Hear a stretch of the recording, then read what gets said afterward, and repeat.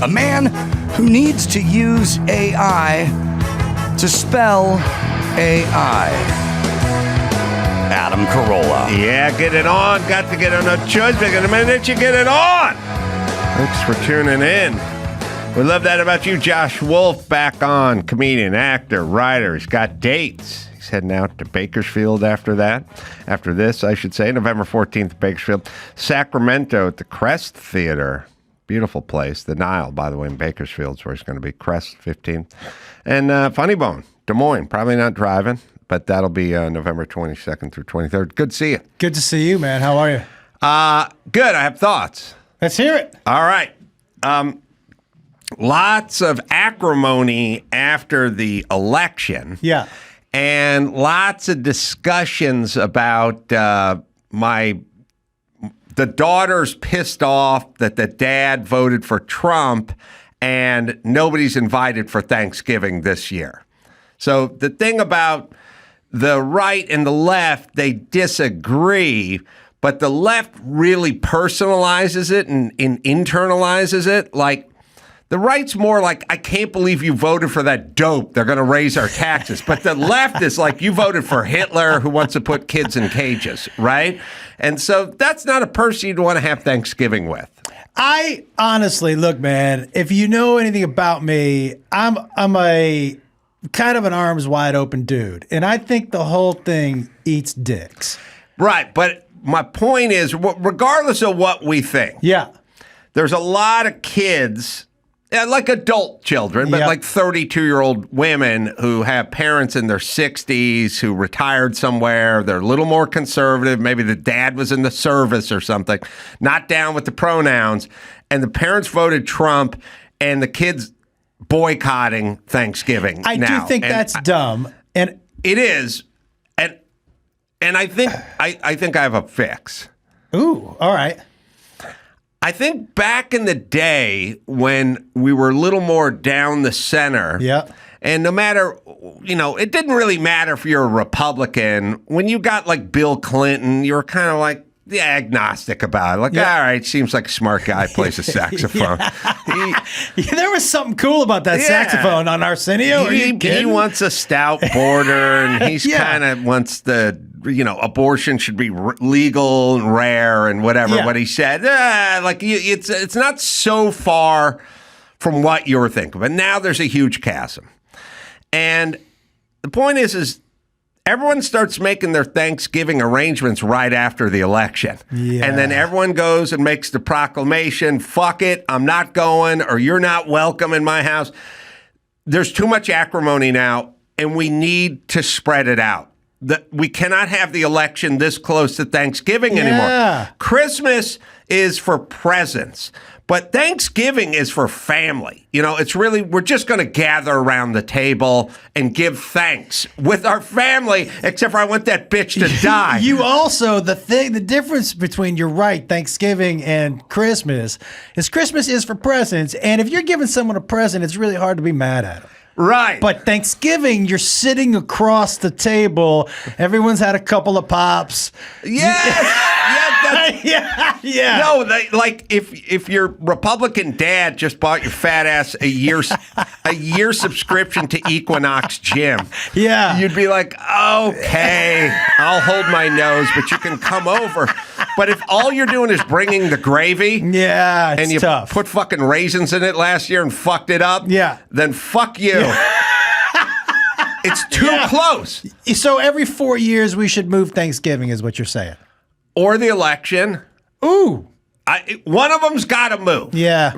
We can't pull it off anymore. We're way too vitriolic. It's all weaponized now. I literally see is endless scrolls on the internet of 32-year-old women with the septum ring explaining that those assholes are never going to see their grandchildren again. Yeah. Fuck them. Seems drastic. Yeah. It's too close. If you spread it out 3 or 4 months, the temperature would lower a little bit. People make a lot of proclamations at the beginning, but there'd be no, I'm not coming over for Thanksgiving, because it would be too far apart. Yep. Things would settle. Tempers would just sort of find better places. Therapy, maybe a couple saunas, And then at some point, Thanksgiving would start creeping in and the daughter would go over to the house. It's too close now. I also do think that if you put raisins in gravy, you shouldn't be invited to Thanksgiving. Well, that's what I'm talking about. Yeah, I mean, let's be honest. There are two things for me. Raisins in food in general. Keep them out.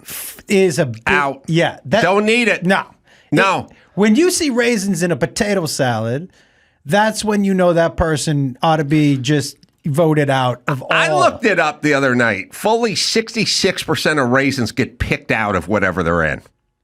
Yeah. They just get picked out. Dude, I would pick raisins out of raisins. That's right. Yeah. I'll do that sometimes. I'll pull myself a bowl of raisins. I'll just have a separate bowl where I just... Yeah, I know. Listen, I'm outraged. Do you know that Raisinets outsells Goobers 3-1? There's no way that's true. That's fucking true. There's no way that's true. So that's basically saying... You understand the society we've crafted. You're basically saying Raisinets outsell peanut M&Ms. Is that what you're trying to tell me? Essentially. That's a problem. Well, no, look. Hold on. Don't get over your skis with these raisins.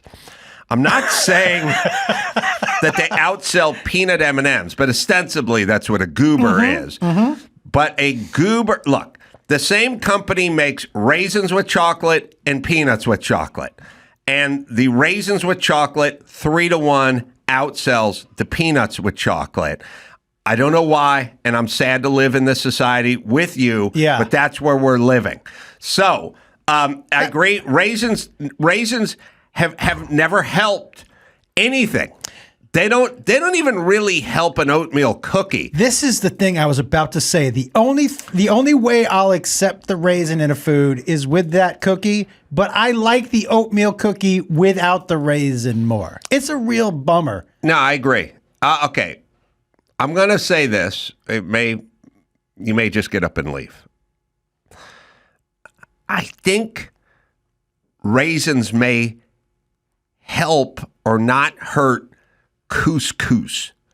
What is that dish? What is the Indian? No, is it? No, it's the Egyptian or whatever, basically Arabic dish of couscous where they have a bunch of different shit and they throw a couple raisins in there, and that's I'll give you a cultural pass for that. Is that because though the couscous is so fucking dry that you need something to add a little? I'm basically trying to be as charitable as I possibly can to raisins right now and say I'm searching my mind for something that may not be injured by a raisin, and all I can come up with is couscous, something you eat once every 17 years. If you get invited to someone's house where you're like, what's that? Yeah. Like Moroccan. I think it's Moroccan, Joe. Couscous. Yeah. You may eat it with your hands. I don't know. But all right. So I'll play you. Jesse Waters on Fox literally is not invited to his mom's house for Thanksgiving. But if once a year, what about this? Yeah. Sorry. Once every 4 years with a presidential election, every 4 years for the presidential, we have the voting day kick back to the 4th of July. Everyone's got the day off. People got a buzz on. You know what I mean? I feel like it free them up a little bit. It's a patriotic It's very day. patriotic. There's no excuse. Look, the fireworks are at 8:30 at night. Yep. You can't fucking get you got the day off. You're gonna get shit faced anyways on July 4th. Yes. And I will tell you, low key, you know, one of my favorite days is July 5th. Because I love going on the internet and I get up right early in the morning, I get a cup of coffee, and I just watch videos of dudes blowing their fingers off. Yeah. That's a great hour of a deep dive. Every 4 years, 4th of July voting, we all have the day off. Go ahead and marinate the kebabs. Yep. And go down and vote with a buzz. And then, very patriotic, you're right. And then that'll be far enough away from Thanksgiving that Jesse Waters will get to go to his mom's house. Summer vacation, so kids won't have to take the day off. You know that schools were giving days off because of kids were upset by the election or whatever. So they get It's already summer vacation. Yeah, right. None of the shit where Harvard has to have safe spaces with cookies for recovering 19-year-olds. Yeah. Fucking idiots. Right. We don't need it. We don't need it. It's all done. Yeah, I during agree. the break. That's actually a pretty good idea. How do we enact that? I'll blow a call on the Trump. All right. We got Jesse saying it, I think. The Democratic Party has destroyed itself trying to destroy Trump. And the more they resist, the worse it gets. Everything they're resisting, the majority of the country backs. And all the tactics that they used are so dirty and unconstitutional that they've turned Trump into a folk hero for surviving and winning.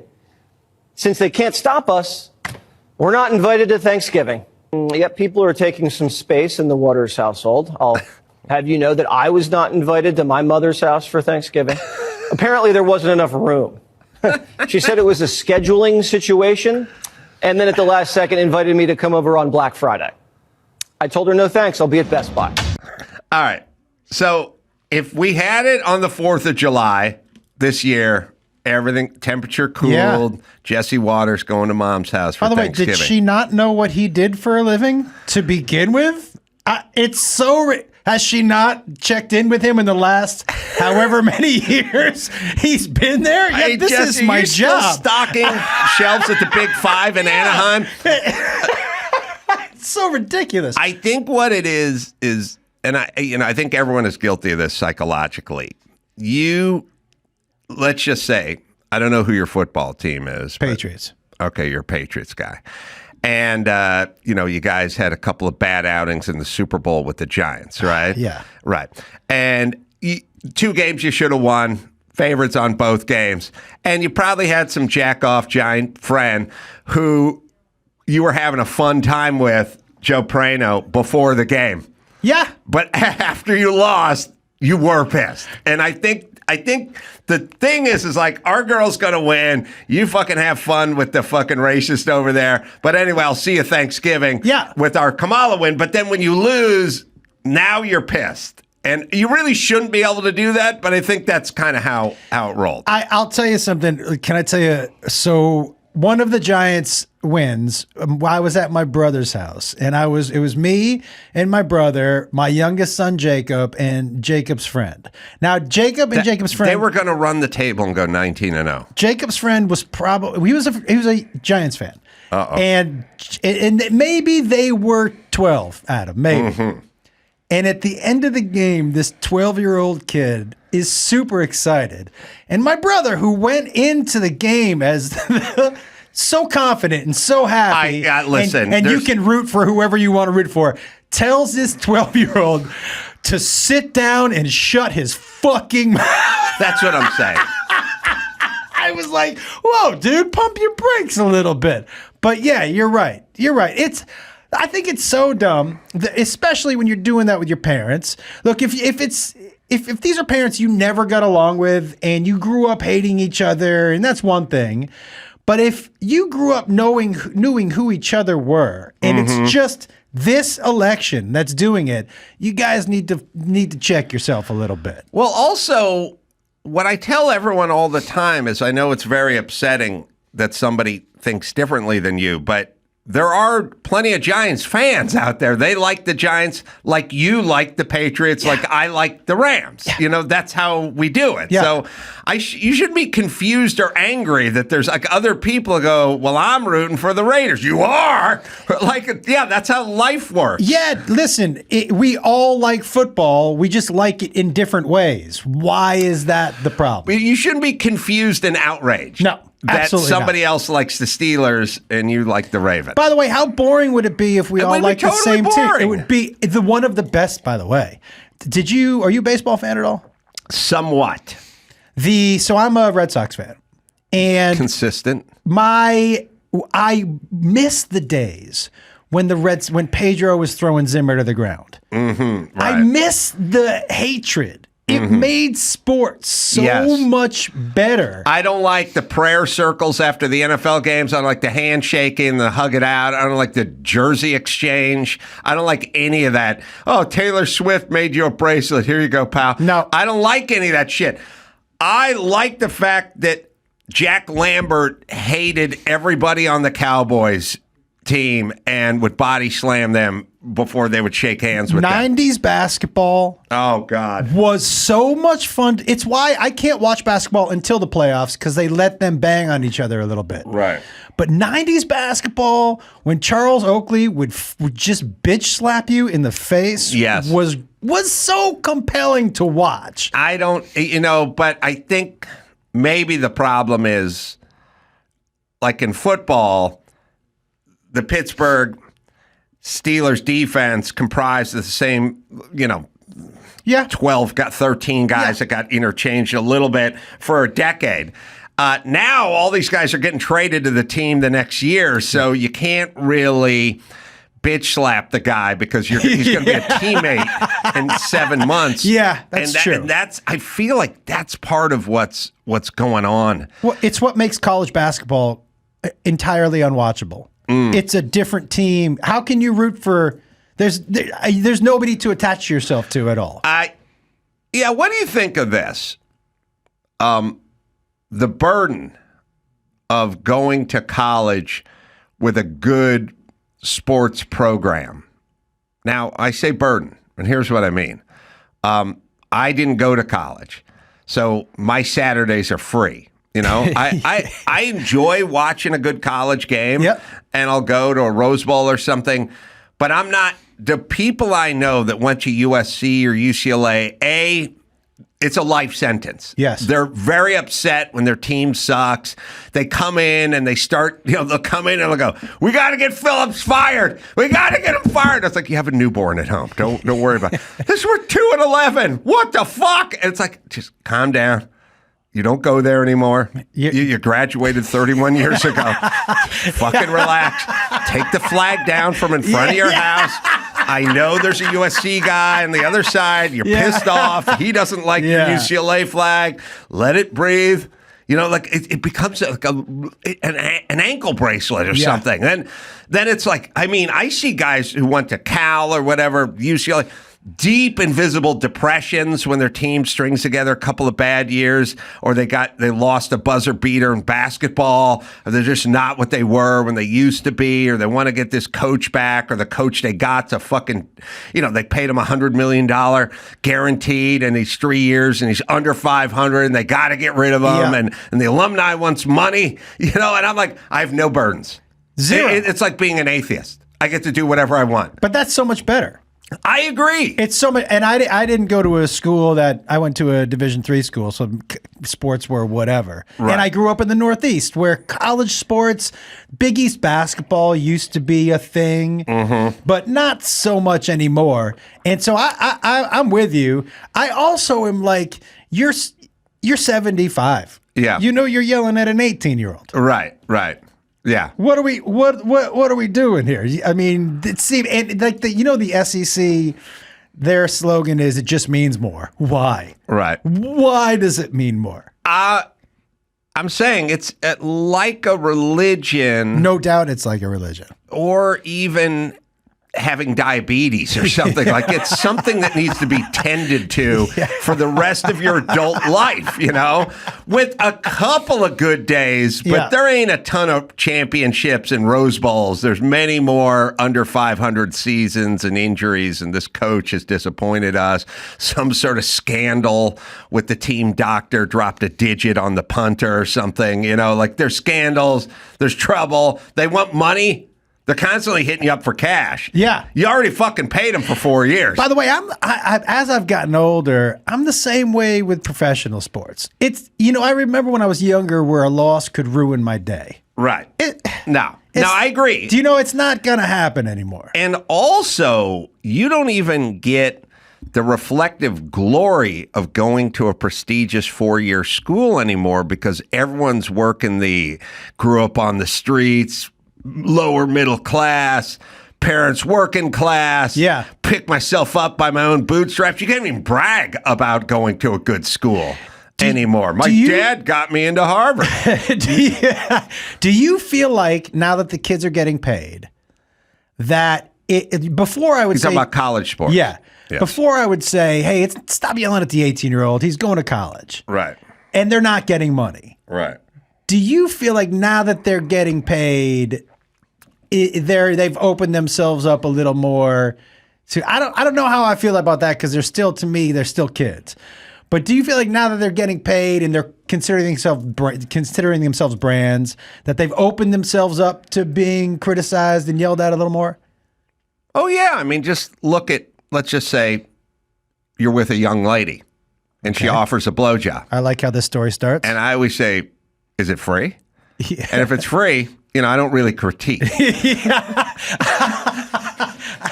she says $85, and I'm like, I might have notes, Hey, Tammy, could you spit out your gum? You know what I mean? This is with tip. We're at 100. You know what I mean? You're a big tipper, huh? Well, 20%. It's standard. Yeah, okay. I'm saying. Are you tipping your hooker the same amount you're tipping your waitress? I'm pretty much. I like to keep it at 20%. Haircut, car wash, blowjob, waitress. All right. That way, I don't need 2 laminate cards to check in my wallet. You know what I mean? I just have the one.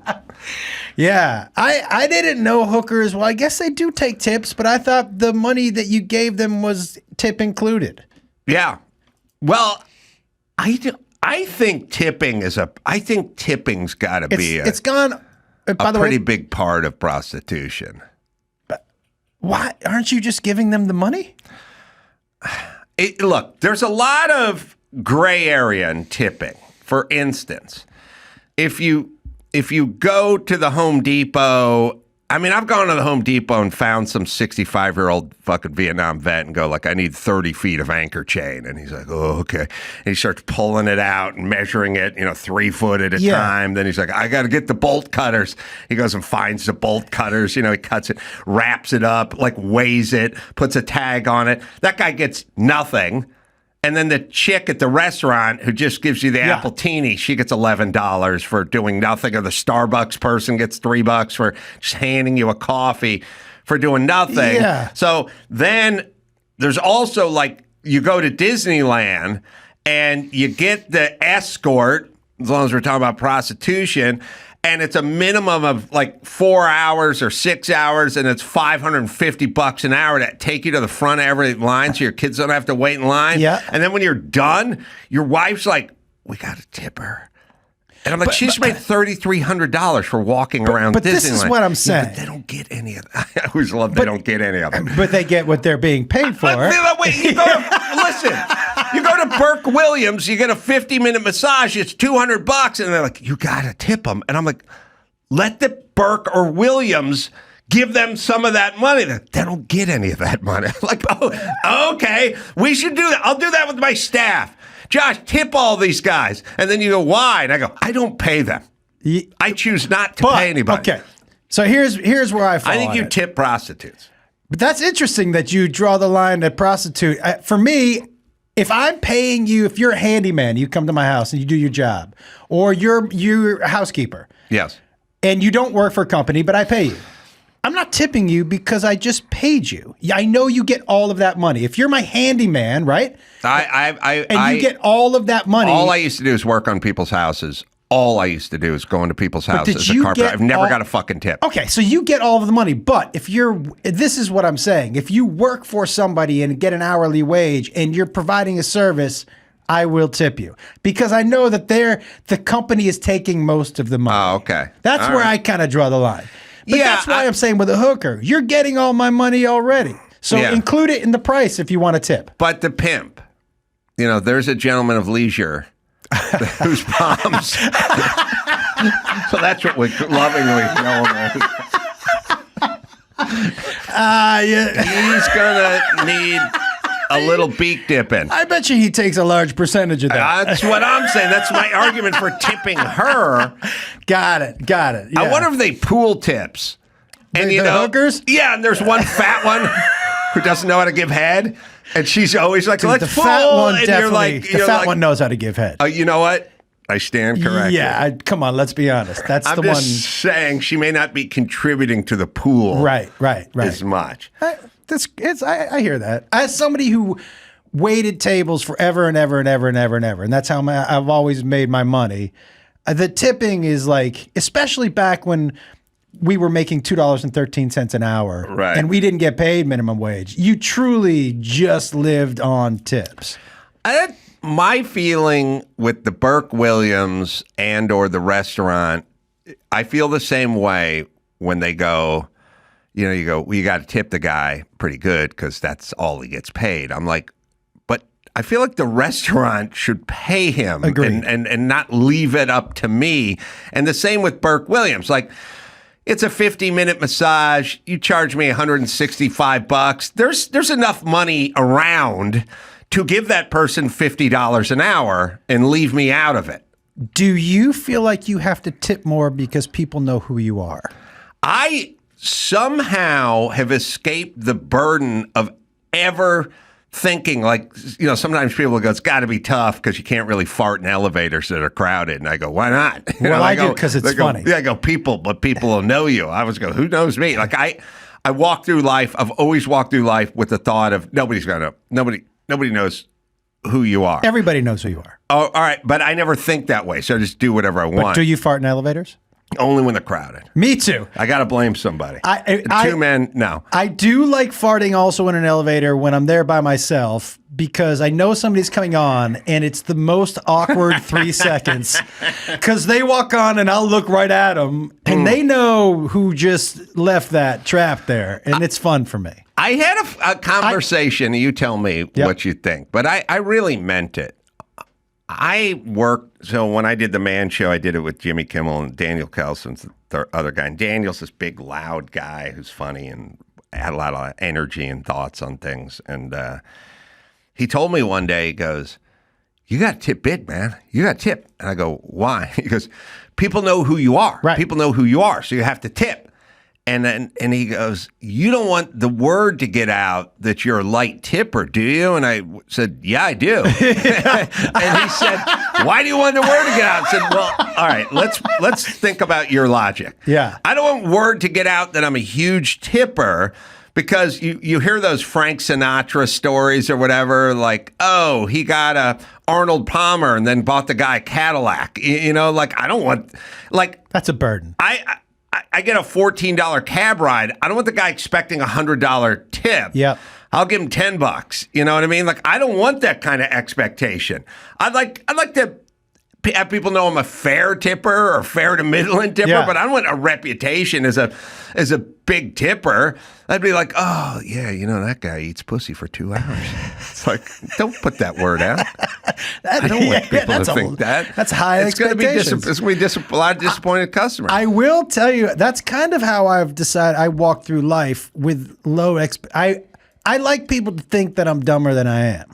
So then when I say something just a little above average intelligent, they're like, he's not that stupid. Yeah. It really does make life a lot easier. I hear you on the tipping thing. Because I would say $10 tip on a $14 cab ride is a good tip. $100 is, like, I used to travel with Dan Whitney, Larry the Cable Guy. Mm-hmm. And tipper done. He tipped, if there was a string there where he would pull off $100 bills for almost anybody who came in contact with him. Yeah, well, couple things.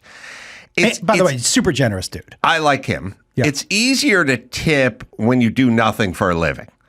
Like, which we do. Right. When you do construction, it's hard. Yes. Tipping, because that $10 is 45 minutes of you on a roof scraping shingles or whatever. It's not you holding a beer telling fart jokes, So it's easier to tip when you have a kind of job that isn't like you get this much an hour. Yeah.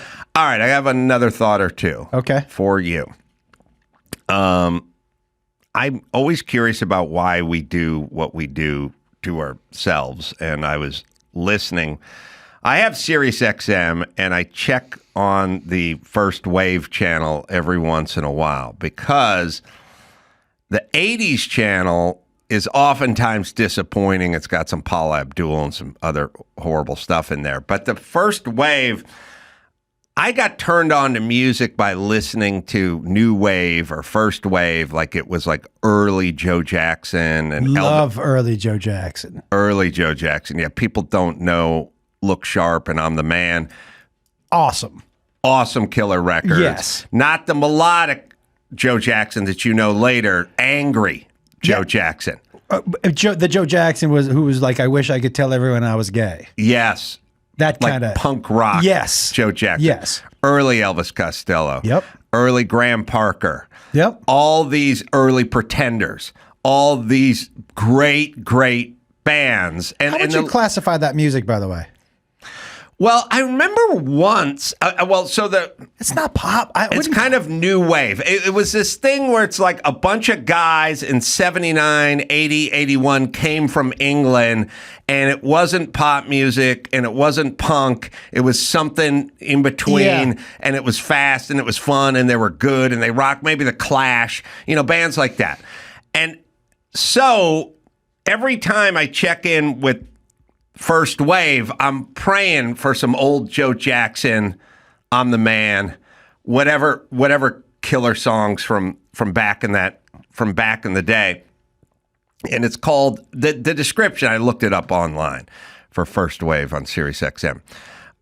It is alternative music, all right, centered in the 80s, fine, but including legendary artists and cult classics from the 70s through the 90s. So I think every once in a while, I'm just going to land on one of those great K-rock songs from back in the day. Like I said, just some early Pretenders.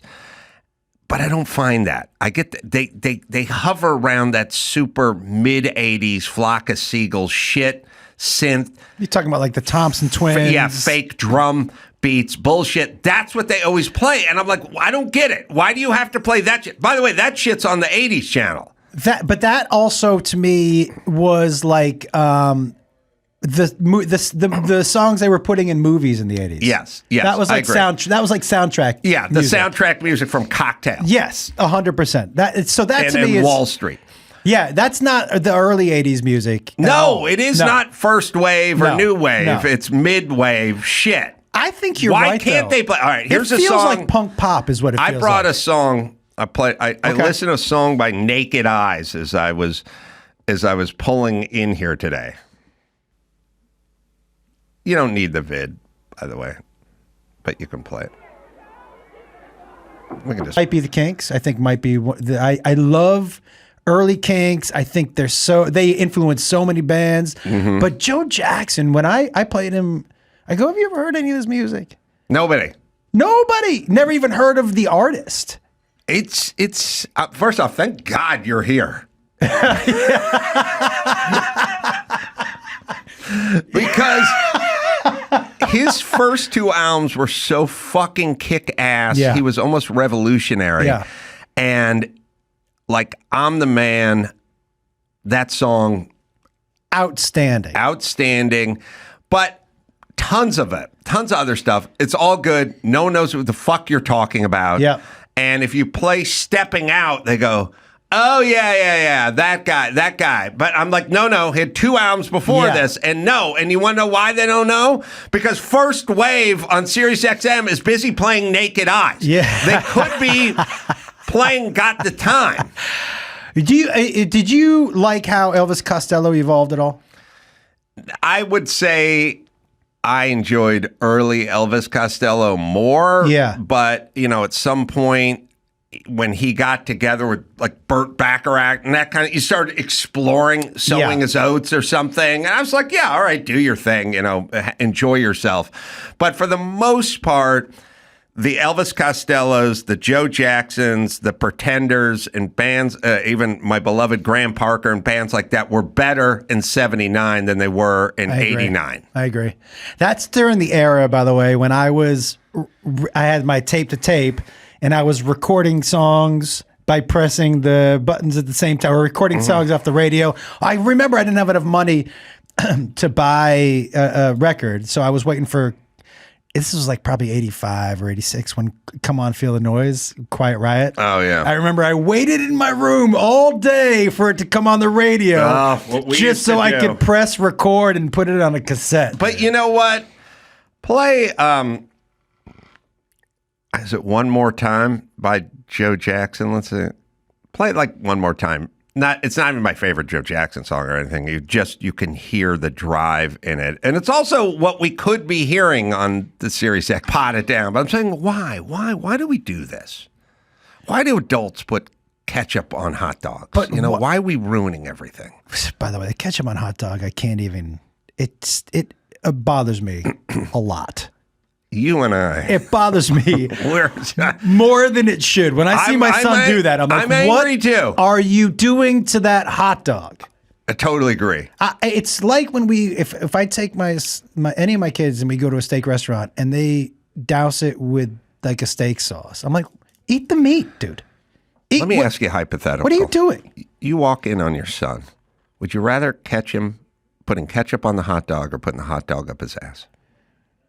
Probably hot dog in the ass. Yeah. I mean, it's not that far from the finger. Yeah. No, I agree. You're going to be experimental at some point in time. Yeah, it's a phase. It's a phase. Yeah, I agree. No, I agree. Because the ketchup's a lifetime sentence. This could be a phase. He could grow out of that. But the ketchup thing, now there's no turning back. No, that is a slippery slope. Yeah. Good. You're simpatico. By the way, if he's listening, I don't want to catch you with the hot dog in your ass either. But if I had to choose, but if you have to choose, you have to choose. Yeah. All right. Let's see. The other thing I was thinking about, I was watching Different Strokes last night. Love it. Yeah, and what channel was that on? I don't know. I just know there's those stupid Tricks channel or Poppy channel or something stupid. They play all the stupid stuff from I really don't know. It just was on. Got it. And so of course I was obliged to watch because it's a weird thing where like Kimberly and Mr. Drummond and Arnold and Willis are all like standing in the kitchen and I have to do everyone is dead except for the drug addict. Yeah. Wait, is Kimberly dead? Oh yeah. Was she all? Oh, she took a bad turn too, right? She took a bad turn. Yeah, that's right. Everyone's gone but Todd Bridges. So, you watch these sitcoms and you're like, everybody in this kitchen's at the height of their powers, they're all gone except for the one guy. And then you start watching weird things like, their housekeeper's called Mrs. Garrett and he's called Mr. Drummond by her. Like, that's just a weird, that's something that would never happen, right? No. Right? You wouldn't call the housekeeper Mrs. Garrett, probably. And they wouldn't call you Mr. Drummond either.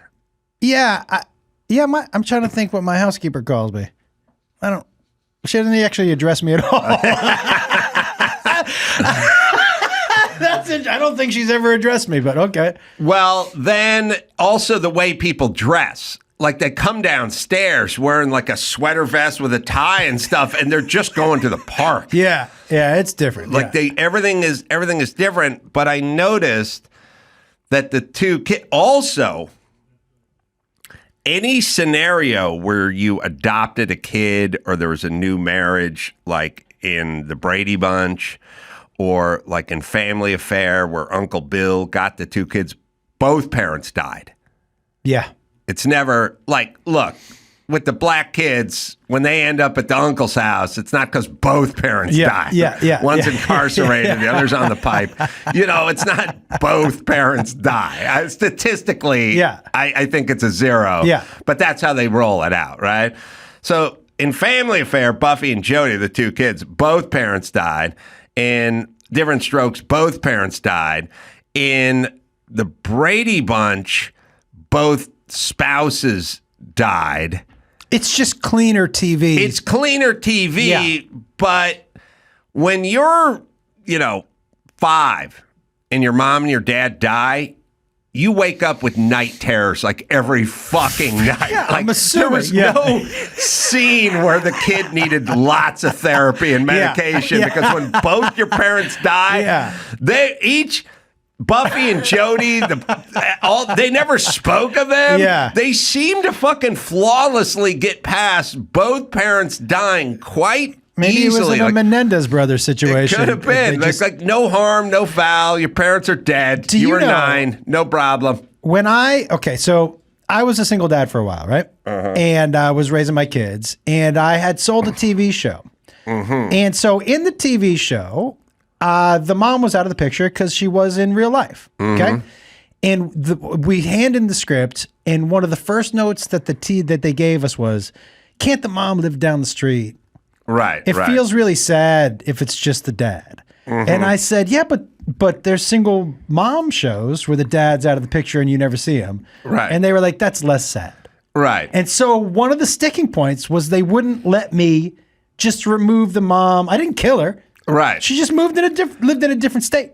Right. It was crazy. Yeah, it is crazy. Mostly women probably pushing that agenda that you're dealing with. They were just not. Yeah, What for network whatever reason, was it for? It was a ABC show, potentially. Networks got really caught up in feelings, and like you're trying to do the comedy, and they're trying to do the feelings part. Those two a lot of times don't match up. They mostly don't, because in order to do the comedy, you have to be mean to people, and they don't like the optics of the dad being mean to a stepson or whatever that is. But yeah, they got way too caught up in good vibes and not so much in the comedy. You know what I find about stand-up right now? We're at an interesting time where we're going back to being able to be a little more open about what we want to talk about and how we want to say things. But you know what I think the bummer is?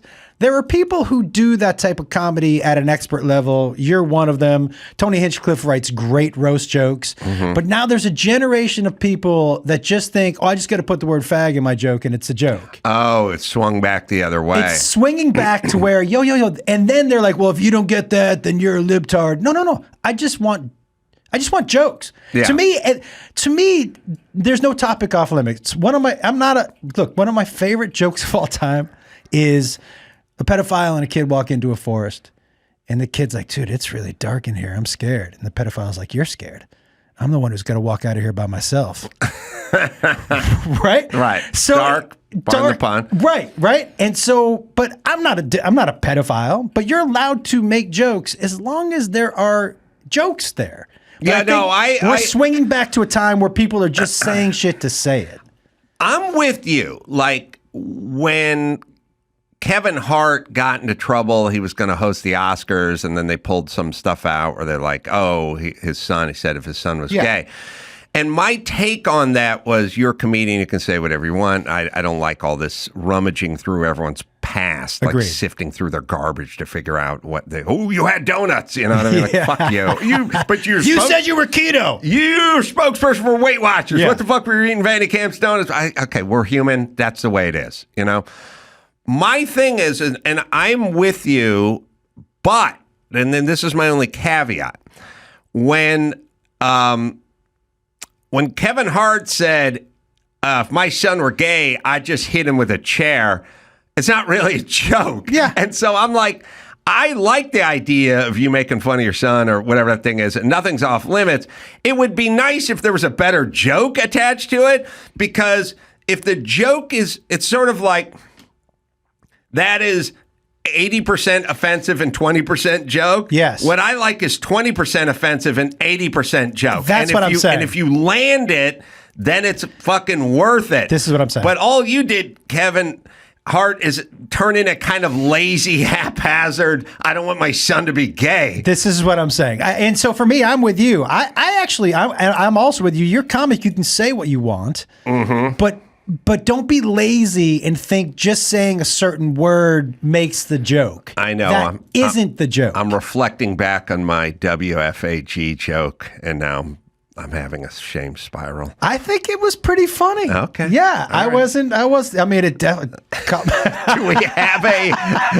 Do we have that? I know we don't have it, but does the internet have that Kevin Hart joke where, like, he was supposed to host the Oscars 6 years ago, and they were like, not after telling this joke. And like I said, jokes in comics are much easier to defend when the shit is funny, or it's super true. Yes. Like they tried to get me in trouble a few times, and I wasn't really telling the joke, but I was on Hannity, and somehow AOC came up, and I just blurted out, if she was fat and in her 60s, no one would ever listen to a word she said. And everyone's like, oh my God, you can't say that. And I'm like, yes, I can, because it's 100% true. You know, it's not a It's joke. actually but kind of a compliment. You're calling her young and hot.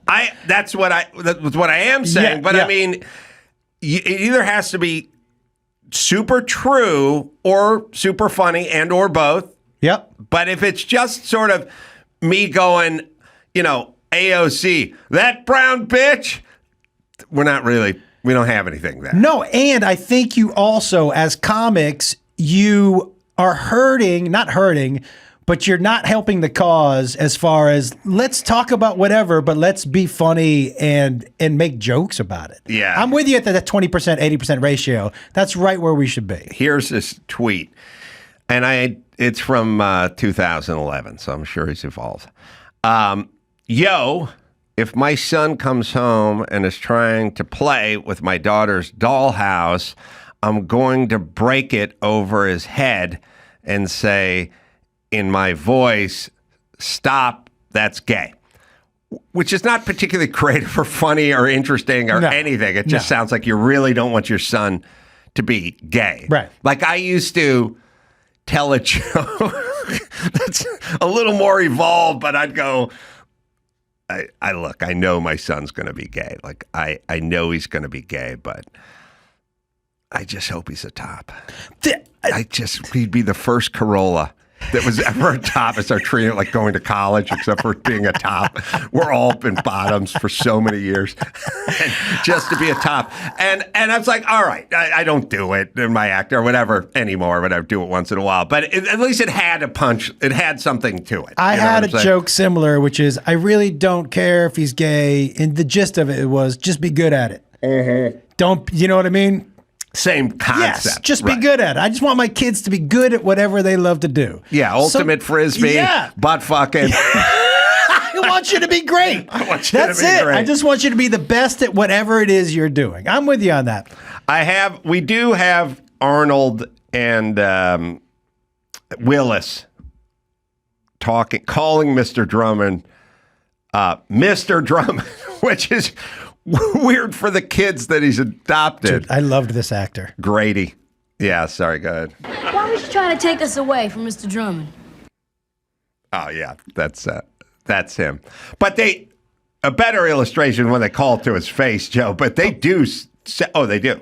Wait, was Grady, was that a crossover from Sanford and Son? No, he just went over and did something else. Do you remember growing up, one of the best things is when somebody from one sitcom showed up on another, and you were like, I know the Fonz! Yeah. Like, that was like, he's on both shows? Look, it's Rollo from Sanford and Son. Yeah, that was such a great surprise. The little victories of when we were kids, you know. But why is he wearing, what are those things called? The ascot. All right, so here he's calling his adopted dad, Mr. Time ago. In other words, you don't know what killed him. Look, Mr. Drummond, you done a nice thing promising Mama you take care of us. But Arnold and me ain't gonna take no charity. Hey, All right, Mr. Drummond. I'm just saying, I feel like in the cab ride, when I picked the kids up, and they called me Mr. Carolla before we got to the penthouse in Manhattan, I would have went, it's just Dad or Adam. Yeah, if you're not ready for Dad, let's go with Adam. Yeah, but Mr. Carolla is not. Feels kind of formal. My mom, who hated her mom, called her mom Helen. She did not call her mom. Was that like just to poke at her? Yes, it was. But the crazy part, you know, when you become an adult and you then speak to family members as an adult, not a kid anymore, even though that was your relationship for the first 18 years. But now you're 36 and you're making money and you've got your own problems and responsibilities and mortgages and stuff, and you drive a nice car. Yeah.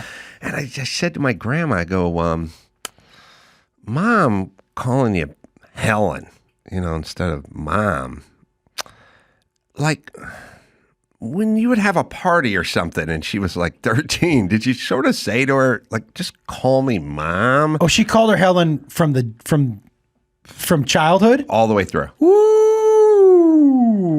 And my my grandmother, who was such a fucking hard ass, was like, why? And I was like, I don't know. Don't, like, uncomfortable or something? It seemed weird. What's weird? Like, but that's your daughter. Oh, my name's Helen. One time when she was explaining that her brother blew his head off inside of the 900 square foot house they inherited off of Whitsett in North Hollywood, I'm like, he blew his head off in the house? Yeah. And then what happened? Oh, we moved in like 3 days later. But in the house? Yeah. What, like in the office? Well, it was your grandfather took it over as an office. I go, isn't that uncomfortable or something? Why? I go, why? I don't know. People have feelings about that. Why? I go, I said, there is a real estate law that if someone kills themselves in the house, and like within the last 3 years, you have to divulge it. She goes, get the fuck out of here. I go, people have thoughts about things that like this stuff. Yeah. She's like, why? And I realized, oh, she was so fucking hard and fucked up that she wanted to know why I was curious about her brother putting a fucking gun in his mouth inside their 900 square foot house, and then them going, oh, good, we got a free house now. Why that would be a weird thing for other people. It doesn't feel like an easy cleanup either. Yeah, I'm sure, the marshals, somebody mopped up before grandfather threw down the rug. You had to throw a rug over and maybe repaint. A rug down. Yeah. Everything, the ceiling. Get out the drum sander. We got to do the hardwood. Yeah, that feels like a tough cleanup for sure. Oh, God. But different time. My grandmother straight up told us, if the dog's in the house, I'm not in the house. When I get there, the dog goes outside.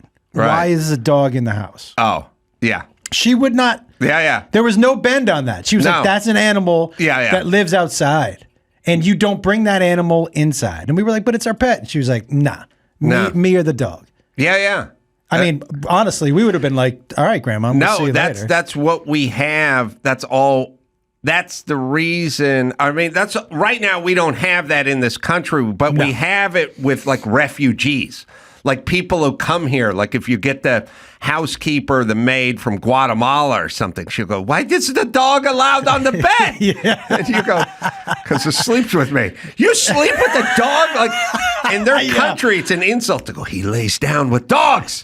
Dogs, he should be with the dogs. It's like, meanwhile, there's TikToks with dogs drinking milk out of people's mouths. Right. They are so repulsed. Rightfully so. They're right. We're ugly Americans for this shit. Well, I definitely am not letting my dog drink out of my mouth. Yes. That feels a little overboard. Good point. All right. I'll take a kiss, though. You walk in your son's room. He's either putting ketchup on a hot dog, putting a hot dog up his ass, or letting the dog drink milk out of his mouth.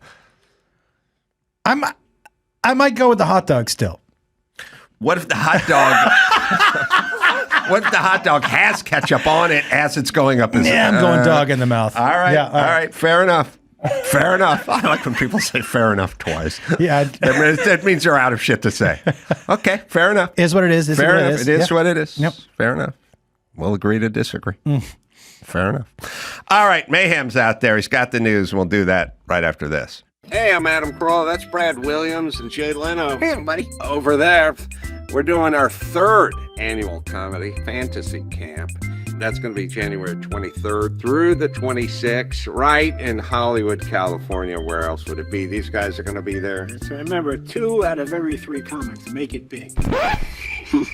Well, 1.5. Do I get paid for this? Please tell me I get paid for this. Go to comedyfantasycamp.com and get in on the fun.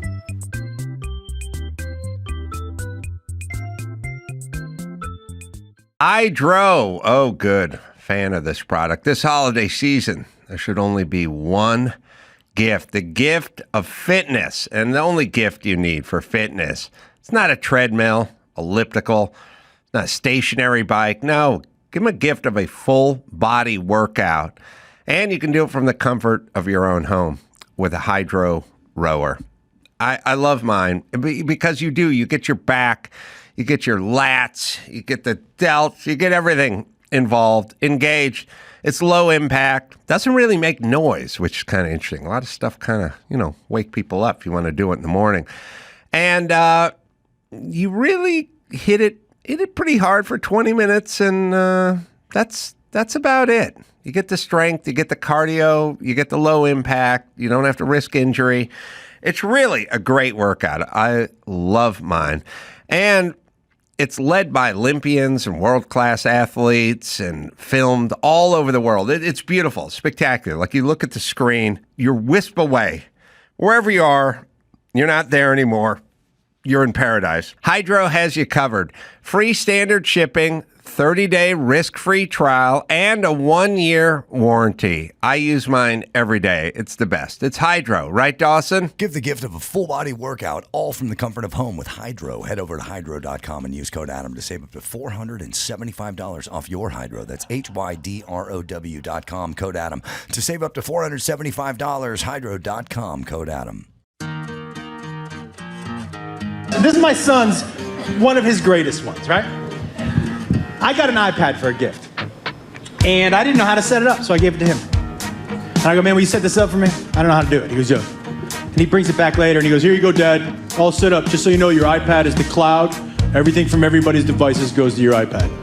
Everybody hearing that? Everything from everybody's devices, my iPad. So I'm scrolling through pictures from the road, seeing what I want to post, looking through. And as a man, when you're sitting on your own bed, looking at your own iPad, looking at your pictures, you never want this sentence to leave your mouth. I stop on a picture and I go, well, that's not my dick. Josh Wolf on the Adam Carolla Show. Josh has dates. Great on stage, by the way. I've shared the stage with Josh. And you got dates, but do you have a website? Yeah, comedianjoshwolf.com. Ah, there it is. All right, good. Mayhem in studio. Mayhem, part of my new policies, I like to pass along compliments. And for some reason, after watching enough different strokes, I found myself looking at some of your old fights. And I saw you fight Robbie Lawler, who's like the baddest, the toughest motherfucker on the planet. Like, I mean, he's just scary. Southpaw. Not a natural one. Throw a big right hand right at your head. Really? They turned him around. Yeah.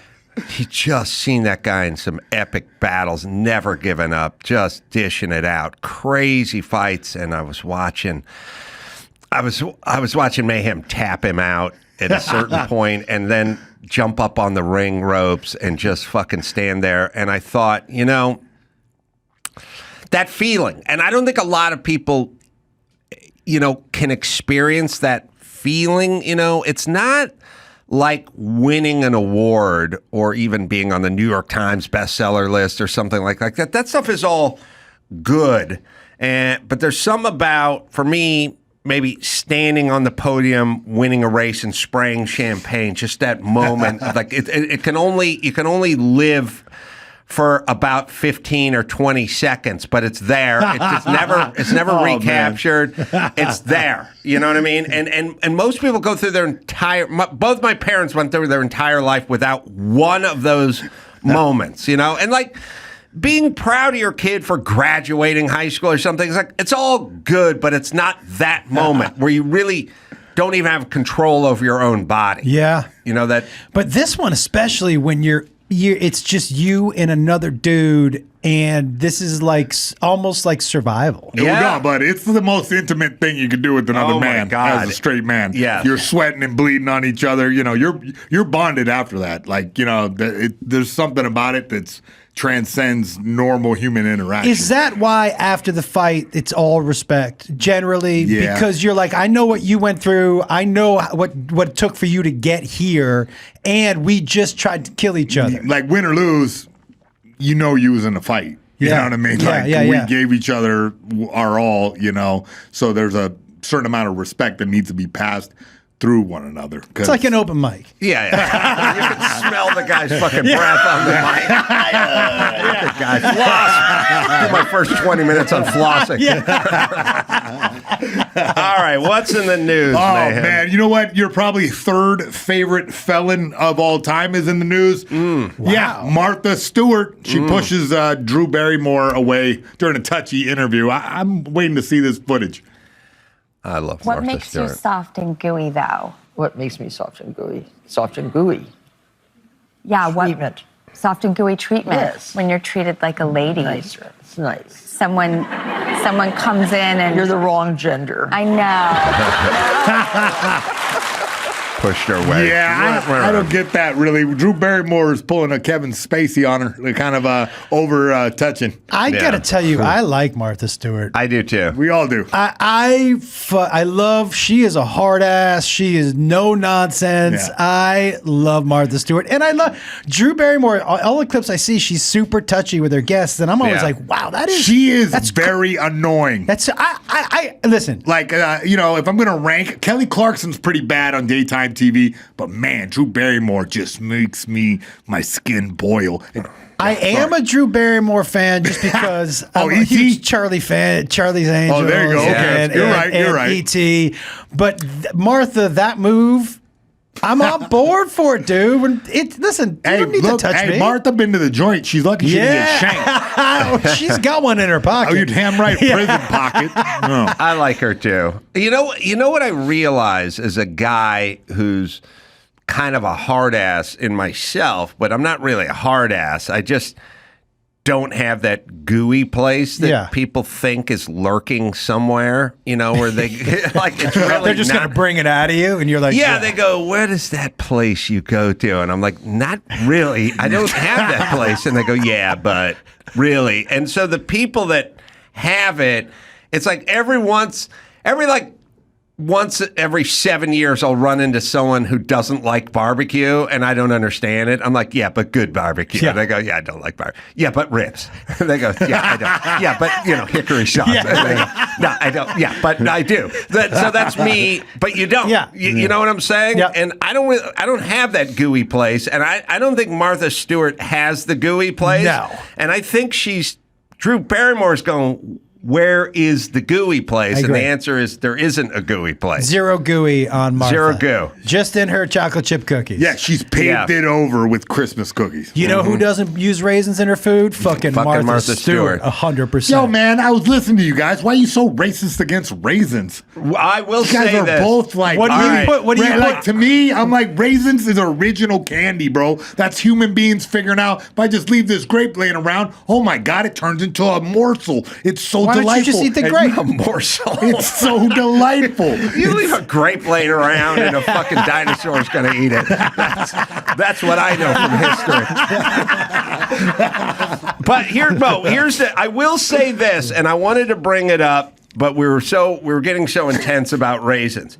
There's a seldom seen golden raisin, which is better than regular raisins that nobody buys. Like if you are going to buy yourself raisins, if you want to throw raisins over some granola, or you just want them as an alternative to a Snickers bar or something, get golden raisins. They're a little bigger, they're a little juicier, and they're a little better. I'll go one step further. I like the golden berry because it's like a little Sour Patch Kid. What is the golden berry? You've never had a golden berry? They are sour, but they're delicious. Wait, what fruit is a golden what is berry? it? It's a golden berry, literally? You are asking the Sorry, wrong but dude, I'm like, but it's like a dried.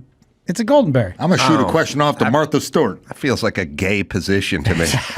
You want to go reverse cowboy, or you want to go for the golden berry? Yeah, I'll go with the hot dog. Is Barry still alive, by the way? Yo, somebody made a Barry Diamond reference the other day to me, and I was like, get the fuck out of here. Do you remember? Yeah. Yeah. That is old an old school comic. No. That's Bachelor Party, Tom Hanks, Barry Diamond. Oh, yeah. All right. Sorry, Mayhem. No stress, guys. We like, look, can I say this too? I'm so tired of the myth. And it's it's part and parcel to a bigger picture. It's like we just had the elections. They're running those commercials where like your man won't let you vote for Kamala, but you do it secretly. Like this, what year is it? What society we living in? Yeah. Fuck, every woman I know would just vote however the fuck she wanted. She would never dream. I would never dream of telling her. She would never dream of cowering in fear that she was going to vote for someone other than me. Number one. Number two, the fact that they say men would be intimidated to be with someone like Martha Stewart, someone a business magnate who is making all this money. Are you fucking nuts? To never have to think about money ever again and to fly privately? Fucking love it. I would love to have Martha Stewart. Who? But they do this thing where most men couldn't handle it. It's like, fuck you. Yeah. I would love to handle it. I would love to at least attempt to handle it. Yeah. Now, you would definitely... Martha feels like somebody who's taking control in the bedroom, too. Yeah. All right. Yeah, taking a pegging from Martha Stewart, not so bad. Yeah. Yeah, that's you a went good a step story. further than Taking I a thought. hot dog with ketchup from Martha Stewart, it's not bad. Hey, Oprah, give me a golden berry. Zero right. chance Martha Stewart puts ketchup on her hot dog. Oh. Zero chance. Don't you dare say that. Not only that, I would bet you that if you went to her house for some sort of 4th of July festivities where she had hot dogs, but in a kind of ironic way, but they were kosher and pure beef and whatever, and she was laying them out for people, and if you said to her, I'm sorry, is there ketchup in them? You would not be invited to the next party. That's my thought. Dude, I think she would have you removed. Yeah, no, that you day. So yeah, that day. Some really big. When you went in to use the bathroom, some big dude would be like, No, it's not a big dude, bro. It's prison rules, okay? So it's a 4-on-1. We rat pack you out of there. Yeah, 4-on-1. Just keep punching you until the guards A drag you blanket out. party, yeah. All right. Exactly. Hey, next up, the home of Chief Patrick Mahomes. Patrick Mahomes. Yes, Travis Kelce. Their homes were burglarized in the KC area. Yep. During the game, the police were called to his Kansas City area home on midnight, October 6th. Yeah, it happened. This happened to the Dodgers. It happens to everybody, which is you have these athletes, not in this case, but like Yasiel Puig was like wearing all this gold and nuggets and watches and chains and everything. And then he's on a 4-game road trip. And as we've learned, like sadly and weirdly, about security, it's not what we've made it out to be. Can I tell you, there's not only that, their schedule has been posted almost 6 months in advance. So you can case it, which is why I have dogs at my house that are, when I walk my dogs aren't friendly. Right. And they're like, you should train your dogs. I'm like, they are trained.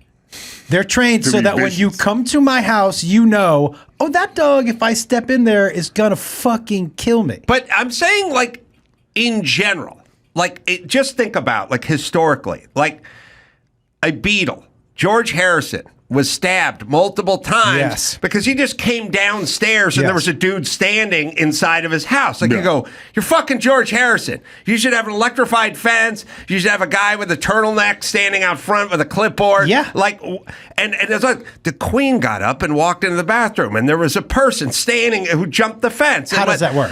They're like literally in the White House sometimes. They're in the Queen's Castle. They're in, Mariah Carey came downstairs and there was a homeless guy beating off in her entry. I was like, is that true? I made that one Okay. They never reported it. Well, we don't know it didn't happen.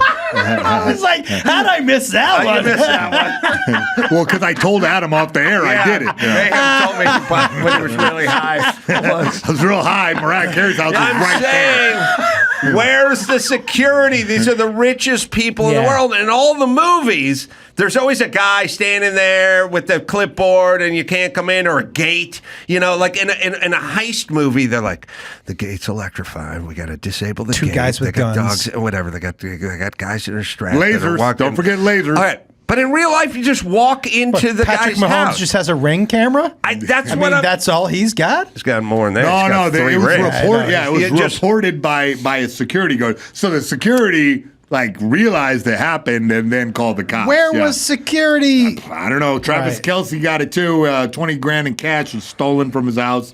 But you got to know. Okay, either you're not hiding that $20,000, or somebody knows where that $20,000 is. Nah, but $20,000 is just laying around the house if you're Kelce, I think. Yeah, but we're saying inside job. Yeah, the $20,000. We have a tape of Martha Stewart talking about hot dogs. Nice, by the way. there we go. Is that right? Buckle up. Here's the important part. Martha, what do you prefer, hot dogs or hamburgers? Definitely hot dogs. I love hot dogs with the works. It has to have bacon, ketchup, relish. I told you guys. I told you guys. Mustard. Yeah. Sounds awesome. Toasted bun. Okay. Can I just tell you, by the way, when she said definitely hot dogs, I got a little hard. I got a little bit harder. 3/4 chub. Just a little movement. I was like, oh. Yeah. Okay. She's kind of sexy, dude. Listen, I agree. But okay, here's the deal. Ketchup nullifies the sauerkraut. Mustard enhances the sauerkraut. Ketchup. What are you doing with ketchup? Ketchup by the way, gives a little sweet tang. That's baby. just a clusterfuck. Bacon? Get the fuck out of here. Now I will say, if I'm drunk and I'm leaving a bar and you're wrapping the hot dog in bacon, I might put that down. But bacon bits or some shit like that, no. Kick rocks. Yeah. Oh, here's a nice picture of the lady. Yeah. I'll use that later. Yeah. Logged. I like her. Yeah, hey, a YouTuber brags about buying a $39,000 home on Amazon, but he didn't read the fine print. Yeah, apparently 0 electrical outlets. So this guy just didn't buy the electrical package and ended up with just essentially a cardboard box. It's called a shed. Yeah, that's what those are called. Yeah, you're right. Sold them in the 70s. Yeah, those are called sheds. Yeah. And you keep your lawnmower in it. But it's sort of like a prefab deal where you unhinge each piece and drill it together, and there's nothing in there. No electrical, nothing. They're getting to the point. And that's a shed. It's a shipping container. Shipping container. Yeah, you're right. Right, with a French door on it that I call freedom doors because I'm an American. But yeah, it's a container. We're getting into the prefab world here a little bit. There's also. I don't mind the idea of this. I don't mind the idea of it either. Yeah. But we're going to start being able to crank out these houses a little faster, but they don't have, or he doesn't have electrical in his house, which is, you got to put all that shit in first. Now, but see, here's the deal. His is a steel shipping container, which means he cannot pull Romex or conduit through the wall and bury it in the wall. It's got to be surface mounted. Fish tape it through. Rigid. You can't fish tape. Yeah. Fish tape it through the rigid, which is surface mounted. Yeah. He just unfolded his house. Yeah. But back where I come from, we call that a double wide. Mm-hmm. That's like nothing new to me. Right. This should get blown away in a tornado. I feel like everyone should stop filming themselves doing everything. I agree with that. Like, there's people like, this is the best shrimp cocktail I've ever had. And it's like, okay, can you just fucking go out and eat, or do you have to have your buddy film you eating everybody's shrimp cocktail? telling me. The pictures of food and that stuff is not. I think we've had enough of what your eggs look like. Yes, I agree. Yeah. Not interested. Not if you want to do something like stick them in your ass. Yes. Also. Later on, when you're convicted of some horrible felony, that's all we're going to have is hours of you sampling food, and it's going to be all over the news. You should lower profile would be nice. I agree. All right, so he has his prefab house, but he does not have any electricity. So how does he fix that? What's his move? So if you would like to put electrical where electrical isn't, you can go the white trash way, which is basically taking a channel. Mm-hmm. They have surface mount stuff, which is electromagnetic tubing, EMT, which is rigid. And you see it in industrial applications where you see it on the wall, and the conduit, and then that'll go to a 4-gang box or 2-gang box or an LB, and they'll pull the wires through it. But there's a cheap motel and cheap apartment version. You ever see this one where it's like somebody decided to put a ceiling fan up in the room, but they didn't want to bust into the ceiling and drill holes in the joists and pull wires? So there's this weird surface mount, weird brown cap thing that's like a U-shaped thing where the wire sits on the wall and it goes, it's real white trash. Super janky. Super janky But you could do shit. that in here. Yeah, you would do that, or you would go to the outside, put rigid conduit, pull wires through it, and then pop in through the inside with an outlet. I figure that's the way it would be done because it's such a small angle on this shipping container. It's like and it's all steel, like thick steel, so you couldn't pull it through the studs. You'd have to surface amount, you know. For $39,000, I don't hate that. No, I don't. I don't hate that. I don't either. It's a big shed. I mean, it's also nuts because I was just like driving through a fair to Midland to boring part of Glendale today, and I was looking at these little shitty ranch houses. I'm like, that's 1.8. That's 2.2. I'm like, for a shitty ranch house in Glendale. Yeah.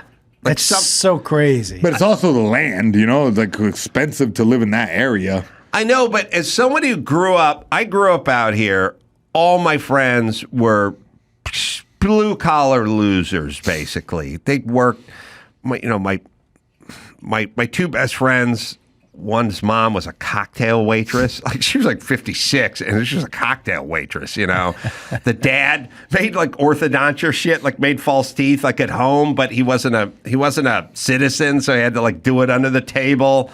My other friend's dad owned a small transmission shop in Hollywood and his mom worked at a book bindery. I mean, these were like basic garbage man, school teacher, worked at a cafeteria kind of jobs. They all own these houses in Valley Village in North Hollywood. They were $62,000 and both parents worked. They're $2.7 million today. I don't know any school teachers or people that work at book binderies that could do a 2.7. Yeah, you owe you 20%. So you figure about 530 down. You know, it's like, what the fuck? I can't buy my kid braces. Hey, wait, I don't know. I'm not educated on this. Is this because there's a bunch of like foreign money? That's what I heard. That everybody's buying up all the houses around here, like China and Russia and all these guys, and it artificially inflates the price for a regular American? There is a he said, she said version of everything that ills us as a society. So you go, the border's open. So you go, the border's wide open. And then the right goes, that's the left trying to import more people to vote for them. They're going to make them citizens. They don't want voter ID. And these people are going to do it. And then the left goes, that's just big business recruiting more free labor for their big chicken farms, you know? And the answer is they're both right, you know? And they go, okay, there's that version of everything. Like, the Chinese or BlackRock is buying all the things. And there's that. But there's also this over-regulated, too bureaucratic, can't build. Oh, yeah. It's so expensive to build anything because of all the crazy environmental impact reports and regulations that they just move to Texas and build shit cheap. And then the same people that made all the regulations go, we don't have enough housing because the average unit is $930,000 of a small apartment here. Is that what it is? Yeah. Oh, when they talk about those homeless things, it's like, 700 square feet's $1 million a unit, you know? Yeah, but we can get them. That's 4 people living that little 39,000 thing right there. Put that on Skid Row. Yeah. Oh, yeah. No, I saw footage of Mexicans hiding in the fender of a Ford Dually the other day. They don't need that much space. Wow. If you can live in the fender of a Dually, you don't need 6,200 square feet. You also said Mexicans, plural, not Mexican. I think there were, not Peterbilt, a Ford. I have a Dually. Yeah. There may be one in this parking lot if my guys drove it up. The Ford Dually, or Chevy makes a Dually, Ram makes a Dually. All it is the full-size pickup truck with the two rear, big fenders. Yeah. The big fiberglass fenders. Putting Mexicans in a fender of a Dually, like, I tip my cap to the guy who came By up the way, if you're trying that hard... Yeah, you're rich. I want you're the kind of person we actually want in the country. You know, are you willing to ride in the fender of a truck for? Right. Yeah, you seem like a hard worker. 600 miles through the desert. Dawson, that footage is out there somewhere. I've seen it. I think I saw it on Twitter today. Border Patrol was like taking apart. That is insane. I feel now. You know what the comedy is?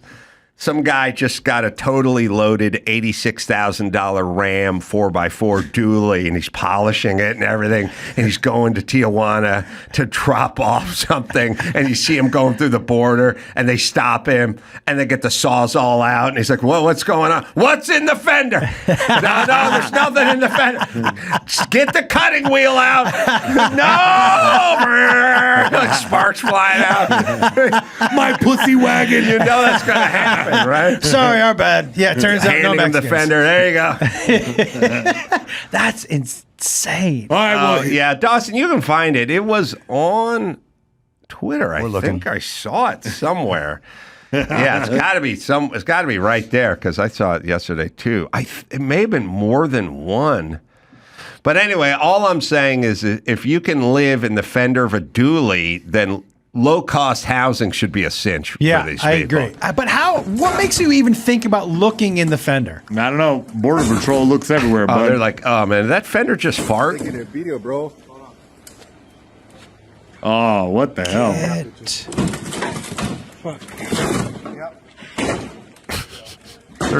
Is there two people in the fender? Oh, my God. Dude, like the age of Aquarius. But wait, how did they... They were so they threaded took in there it off like to begin with. They put them in, and then they sealed it back up? Yeah, and then how do you... Like, what tips you off as a border guy that there is somebody literally inside the truck? He's watching YouTube. I don't know if they have like a sonogram or something, or Sure. dog starts barking. What if somebody sends you a text? Are you here yet? No, I watched that you're border like, show. Yeah. Motherfucker. You want to talk about farting in an elevator? Yeah. Try farting in a dually fender. Dude, and they're There's two head to dudes. ass right there. Yeah. That is a tough place. Yin and yang. That is crazy. I would have never even thought to look. Wow. I wonder how many people made it before they were like, we should start looking in the trucks. That guy paid $10,000 for that ride too. You know, you pay. I ran into some guys in my travels that do this kind of work where they, where they coyote people over the border. How much per person, Dino? It's like $10,000. 30 can be up to $30,000 to get snuck into the United States like this. It's a big business. Cartels got it on lock. Yeah. Did they see what kind of truck it was, or did they say? I mean, if you could see I think it's a Dodge. When you sell the truck, can you add that to the seating? Seats 12? It seats 4 white people, but 12 Mexicans? I'd put that in there. Oh, my goodness. You should put that in every car thing. Sits 5 white adults and 26 Mexicans. It should be on every sticker, like right next to the fuel gas mileage. That'd be so awesome. Yeah, I mean, it really could you could really sell the truck for a lot more if you're City like, but and you highway. can fit 8 more people actually inside the truck. Right. Oh yeah, no, you're not. Not 4 white people. Yeah. 4 white adults. Yeah, it's like city and highway. 12 Mexicans. Same deal. Same deal. City and highway. White and Mexican. Hey, Betsy DeVos joins Trump's call to disband the Department of Education and re-empower families. I can't wait. Yeah, I know you're hot on this. I love it. She's acknowledges a priority. Well, listen, everyone, please listen. When somebody says, I want to dismantle this big, bloated, ineffective, bureaucratic mess where nothing good comes out the other end, but you just add administrators every 10 minutes and everyone's getting paid, but the students aren't getting any money. That doesn't make you a bad guy. That makes you a good guy. Somebody tweeted, and I don't even know if this is true, but they did a meme. It's like, picture Jimmy Carter, 1979. He started it, the Department of Education. We were number 1. Now we're 24. It's not working out. School choice is good. Big bloated bureaucracies, bad. And we just got fucked during COVID.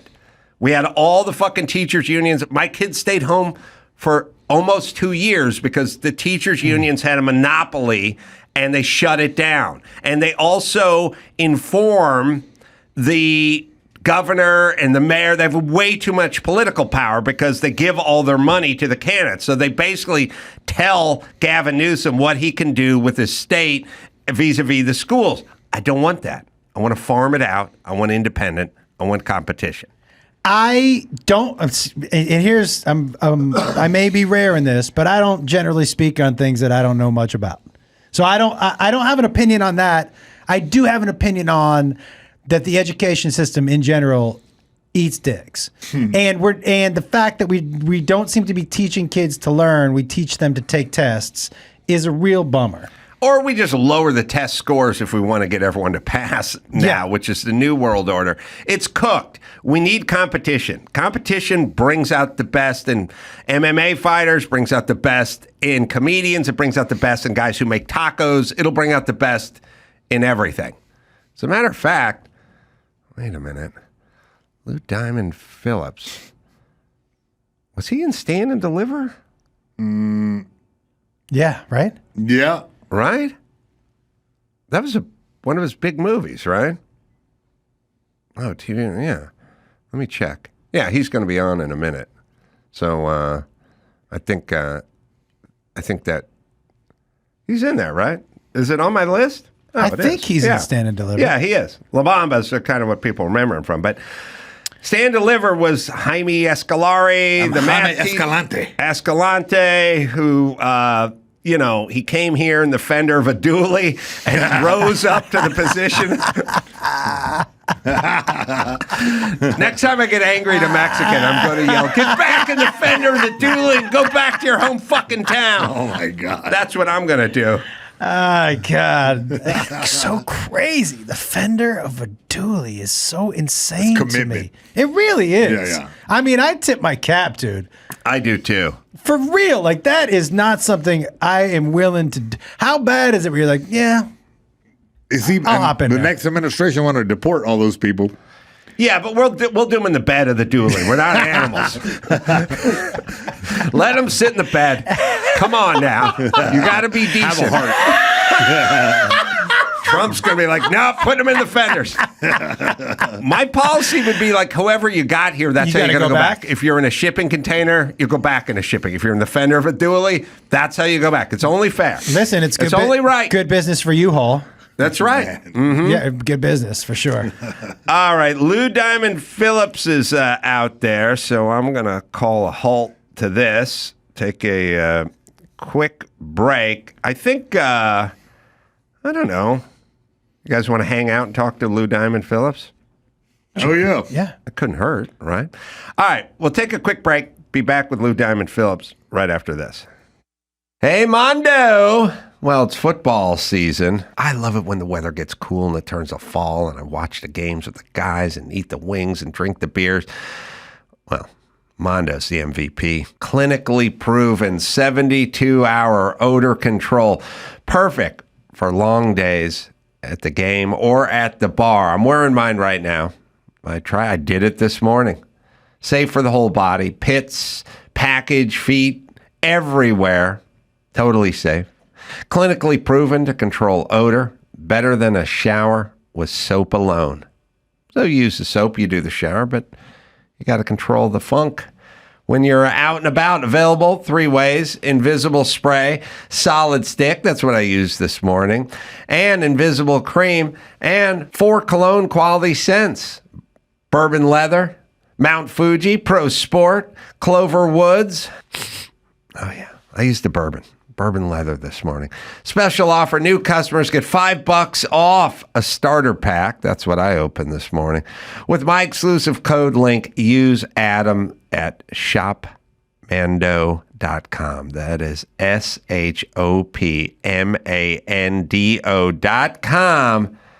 And stop the funk. Right, Dawson? Mando's starter pack is perfect for new customers or as last-minute stocking stuffers. It comes with a solid stick deodorant, cream tube deodorant, 2 free products of your choice, like mini body wash and deodorant wipes, and free shipping.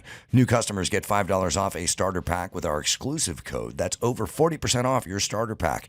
Use code ADAM at shopmando.com, shopmando.com. Please support our show and tell them we sent you. Don't let BO keep you on the bench. Smell better naked with Mando. O'Reilly Auto Parts. They're in the business of keeping your car on the road. They offer friendly, helpful service and parts and knowledge that you need to maintain all the repairs and keep your car running smoothly. I've always been a fan of O'Reilly. I remember when I lived up in La Crescenta in my rented house with all my roommates, and I'd work on my Isuzu Trooper, and then later on my Toyota Supra. And I would go up to the O'Reilly up on Foothill, and that's where I got all my know-how, and I got all my parts. They've got thousands of parts and accessories in stock, either in the store or online, so you're never in a jam. The team at O'Reilly Auto Parts can test your battery for free, and they'll do it in or out of your car, so you can bring it in, or you don't have to pull it out of your car. They'll come out and do it in the parking lot. Need your windshield wipers replaced, brake light fix, quick service? They'll help you find the right part, or they'll point you to the nearest local repair shop for help. So whether you're a car aficionado or you're a novice, you get with O'Reilly Auto Parts. They're knowledgeable, they're helpful, and best of all, they are friendly, and you can do it online or you can go in. Stop by O'Reilly Auto Parts today or visit them at O'ReillyAuto.com/Adam. That's O'ReillyAuto.com/Adam. And now, Alcoa presents Definitely Not a Jew on the Adam Carolla Show. Dateline, North Liberty, Iowa. A 39-year-old man was charged with harassment and assault with intent to inflict serious injury after he tried to strangle his mother with a U.S. flag. Definitely not a Jew. All right, comedian Josh Wolf's going to hang with us. Mayhem's going to hang with us as well. Lou Diamond Phillips is zooming in. The new movie, Get Fast. It's available November 15th on VOD and digital. I watched it last night. It's fast. It's action-packed. It's funny. It's Lou's character is great in it. Kind of a homage to your Texas past, I guess. Yeah, it's I've said it's kind of like a Guy Ritchie movie. It's a heist film. It's fast paced, drops you right in the middle of it. It's a Guy Ritchie movie in the respect that pretty much everybody's a bad guy, one way or the other, right. And all these crazy situations and outlandish characters. And my character is literally called the Cowboy. I know I usually play the Indian, but I'm the Cowboy. And, have such sartorial splendor. I got my duster, I got my hat, and I talk like my dad, who actually still lives down in Texas. So I thought, that's the perfect voice for this character. Yeah, it was real funny. I could see you having a good time with it. It's a lot of action, it's a lot of violence, some gore, but Lou was having a good time out there. I was. I didn't get too bloody. I didn't get too beat up. At my age, Adam, I don't bounce the way I used to. So, I don't do as many stunts as I used to do in my ignorant youth. But yeah, no, I had a blast with it. I mean, when I read the script and it's a low budget independent thing, I thought, okay, do they have the wherewithal to pull this off? And they did, man. I got to say, the whole stunt team, this group called Peacemaker, they literally came having invented camera stuff to get shots they wanted. I mean, they didn't just have drones and airplanes and stuff. They had this one dude on a Segway with a Steadicam that had an arm on it. Wow. So, freaking being filmed by RoboCop. These guys were so clever and so, ingenious that they really pulled off a lot of stuff that somebody who was less prepared wouldn't be able to. Your journey is unlikely, as I look down here, because you said your dad was Texan, and your mom is Filipino. Yeah, and both aren't great in terms of encouraging people to act. Like, your mom must have wanted you to be a nurse at some point. Every Filipino I know, their mom was pissed that they didn't get into nursing. But it's a weird, unlikely journey, being half Filipino and being in Texas and starting early. You had to have some real thoughts and direction. You're a good-looking guy, but not traditional, especially in the 80s, sort of, leading man, kind of. We were Dolph Lundgren-y back then, So how did this even begin with you? It's so funny you say that, man, because it's like, speaking of my dad, it started off when I was like 13. He goes, "Son, what would you like to do for a living?" And I said, "Dad, I want to be a writer." And he goes, well, you might want to do something where you might make some more money. A year later, he said, I want to be an actor. That's not what I had in mind. But I mean, they let me kind of get away with it. Even when I said I was going to, major in theater at the University of Texas at Arlington, my high school drama teacher tried to talk me out of it. Because nobody imagined that you could make a living doing it. My guidance counselor in high school said, what are you going to have to fall back on? And I said, my ass. You just kind of have to go with it and go for it and believe in yourself. And being in Texas, it was hilarious because I was my senior year. I was captain of the football team, but also president of the drama club. So they didn't know what the hell was going on. Wow. Yeah, I mean, we're about the same age, and you had to kind of look like a star or a model or something, and people would go up to people with no talent and go, you should be an actress, because there was a pretty blonde, or if the guy was tall and had a good physique, like, you should get in acting. But if you didn't look right, no one would suggest you do it, certainly bet on you doing it. But you had range, captain of the football team and the drama club. Yeah. Were you a big man on campus at your high school? I was a popular guy, but I was more of a student council guy than I was a jock. I mean, I lettered in a few things and, was pretty good at stuff. I rode the bench in basketball, but I played football. I ran track. I did well with that. Well, Friday Night Lights is pretty big in Texas, right? Truth, man. I mean, it's a religion there, bro. You know what I'm saying?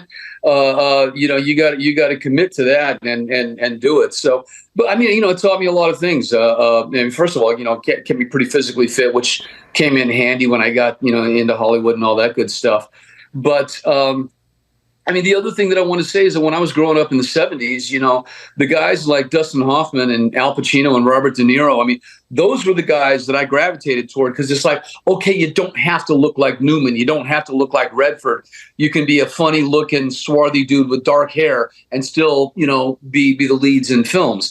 And so I kind of tried to follow their lead and become the best actor that I could be that would allow me to, to get into the business. I wasn't going to skate on my looks, but I always thought I was a character actor, and then that's actually paid off over the long run in my career. I think there's something positive to be gleaned from not feeling like you can fall back on something like looks, or, for instance, I was always convinced that nobody liked me because my parents didn't like me. So I would never go, I'm going to go out on an audition because nobody likes me, so it's never going to work out. But it forced me to create my own shows because I was like, the only way you're going to have a TV show is if you create the TV show. No one's going to cast you to be in their TV show. And it was actually kind of positive, or at least it came out in a positive fashion, that I always had this, nobody wants you to do their show, you create your own show, then you get to be in a TV show. I think it's absolutely what you need to do. I mean, so many people, they want, they're hobbyists when it comes to what we do. You know what I'm saying? They dabble. Yes. And you can't dabble and make it. You got to go for it. And if you feel like you got a backup plan, most of the time you're going to revert to that backup plan. Yeah, I agree. But it's always such an interesting needle to thread because on one hand, you tell people, don't give up on your dreams. On the other hand, you have these people that are in their 50s that keep talking about dropping a country album who never have, and you want to tell them to give it up, And we have these comedians that were never funny, and now they're 53, and they're still not funny, but they're talking about trying to get an hour together for Netflix, and you're trying to explain to them it's never going to happen. But on the other hand, that feeling, and I had the same thing, which is, look, either life's really going to work out or it's not at all. Like, my dad recently passed, and I had I hearkened back to a conversation where he said when I was like 29 and not making it at all, it's like, you should have money socked away, like $1,000, just something. If you get sick, you should have something in the bank. And I was like, it's either going to work or it's not. Yeah. It's just going to work or it's not. And if it works, it'll be great. And if it doesn't, I'm fucked. The $1,000 isn't going to help. It's it's a go for broke mentality, but I mean, it also requires an inordinate amount of honesty. You know what I'm saying? You know, we got a lot of Dunning-Kruger effect in this country right now. People thinking they're better than they are, and they're not. And so, you know, you kind of got to read the room and read the writing on the wall all at the same time and go, maybe this isn't for me. But, you know, if you do have the talent and and the discipline and everything else that it takes to go along with just being good at it, you know, then you know, maybe you got something. Because I used to teach acting too in Texas, man, and far be it from me to, you know, quash somebody's dreams. Somebody walk in the door, I go, oh my God, they're never going to do anything. But it also depends on what you want to do. I mean, there's some people who love doing their community theater. They love doing their, you know, equity waiver, or they've gotten a bunch of local commercials or whatever. So, I mean, not everybody's going to be Tom Cruise, but some people are very happy with that. And other people get discovered late, man. Wilford Brimley. I mean, you know, Sam Jackson, Morgan Freeman. A lot of those cats didn't really hit their stride until they were much older. Rodney Dangerfield. Yeah. Right. There you go. Yeah, I think the simple rule of thumb to make it all work out is just, if you would do it anyway without getting paid, then you have a passion for it, then you do it, then it's fine. Either you're going to get paid to do it, or you're not going to get paid to do something you love to do anyway. There's plenty of things you do every weekend that you don't get paid for. You just like doing it. That's right. And if stand-up is that, or acting is that, or any form of creativity is that, then do it. The people that always worry me is the people that want to start talking about compensation, and I'm always just do it because you love it. But if you want to talk money, that means you don't love it, and now I don't think you're going to be that good at it. Or fame, or all the other trappings that come with it. I mean, you know, I agree with you, man. It's like, you know, you have to love it because there's a lot of bullshit to put up with, you know, constant rejection, things that aren't going to work out. Even if you're successful, all of that is going to be on your doorstep. So you better love the work, period, and have that be the reward, and the rest of the stuff is gravy. But there's no success without the rejection. There's no such thing as success without going through the shit first. It just doesn't happen. Absolutely, 100%. And it's the people who've never, you know, had a setback or suffered any real rejection that seem to have too Pollyanna a view of how it's going to go. I was looking back, and you haven't been on this show in a decade. Is that true? It feels like a shorter period of that. Well, that's because I left such a stench the last time I was. Now I'm going to tell the story that I must have told you last time you were in, but since it's been over a decade and not everyone's heard every episode, I met one of your co-stars from Stand and Deliver. I think you remember this story. Okay, and yeah. It was the big guy who's now a chef, I think. Will Gote. Exactly. Will Gote. Yeah. Okay. And this is back, you know, I want to tell my kids, you know, back before all the fucking Instagram and Facebook and Twitter and stuff, people just met, you know, and I was going down Laurel Canyon, goes right through, you know, the city and up into the hills, and I got pulled over by a cop on my motorcycle. And the cop, and I didn't have a motorcycle license, a special license to ride a motorcycle. So I said, let me just park it on this side street, you know, open parking, side street. And he goes, nah, I got to tow it. Wow. And I go, no, man, don't tow it. Don't tow it. I'm broke. You know, he goes, I got to tow it. I go, you're going to tow it to a tow yard. It's going to cost me a bunch of money. I'm going to have to get a ride to the DMV and get like a temporary motorcycle license. I'm not even going to ride a motorcycle, just take a test, because there's no practical, because I don't have a motorcycle. Then I got to get a ride to the tow yard. Then I got to pay that guy for 2 days because I won't be able to get it till tomorrow. And then I'll get on the bike and go back to the...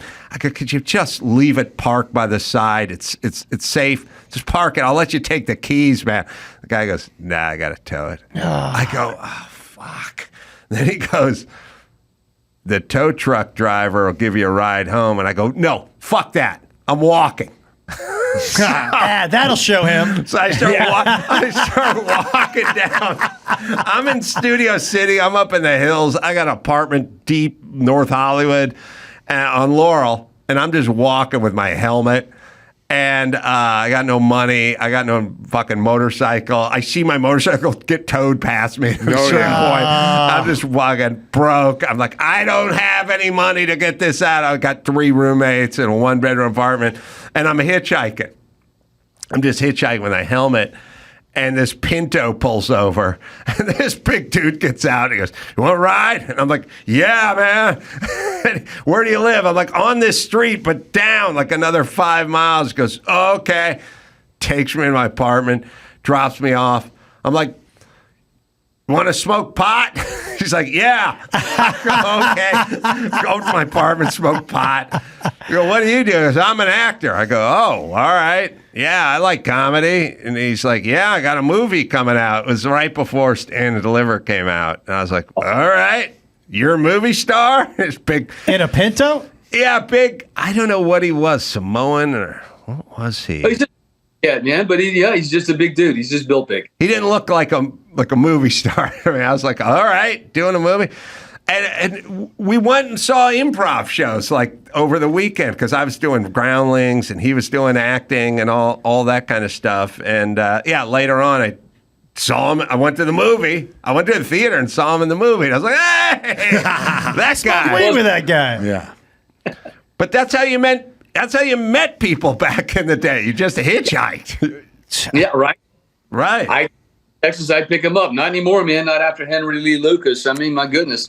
I'm glad I would have ended up in a trunk, man, or, a wood chipper. I don't know. The original Uber. Yeah. I pick up hitchhikers still. I just go, "Hey, you got a pistol on you?" And if they do, they freak out. So then I don't pick them up. Oh, really? That's what you do. You just ask them directly, "You got a pistol on you?" And then if they do, they'll grab at it. I've seen it. Where do you drive where you see hitchhikers?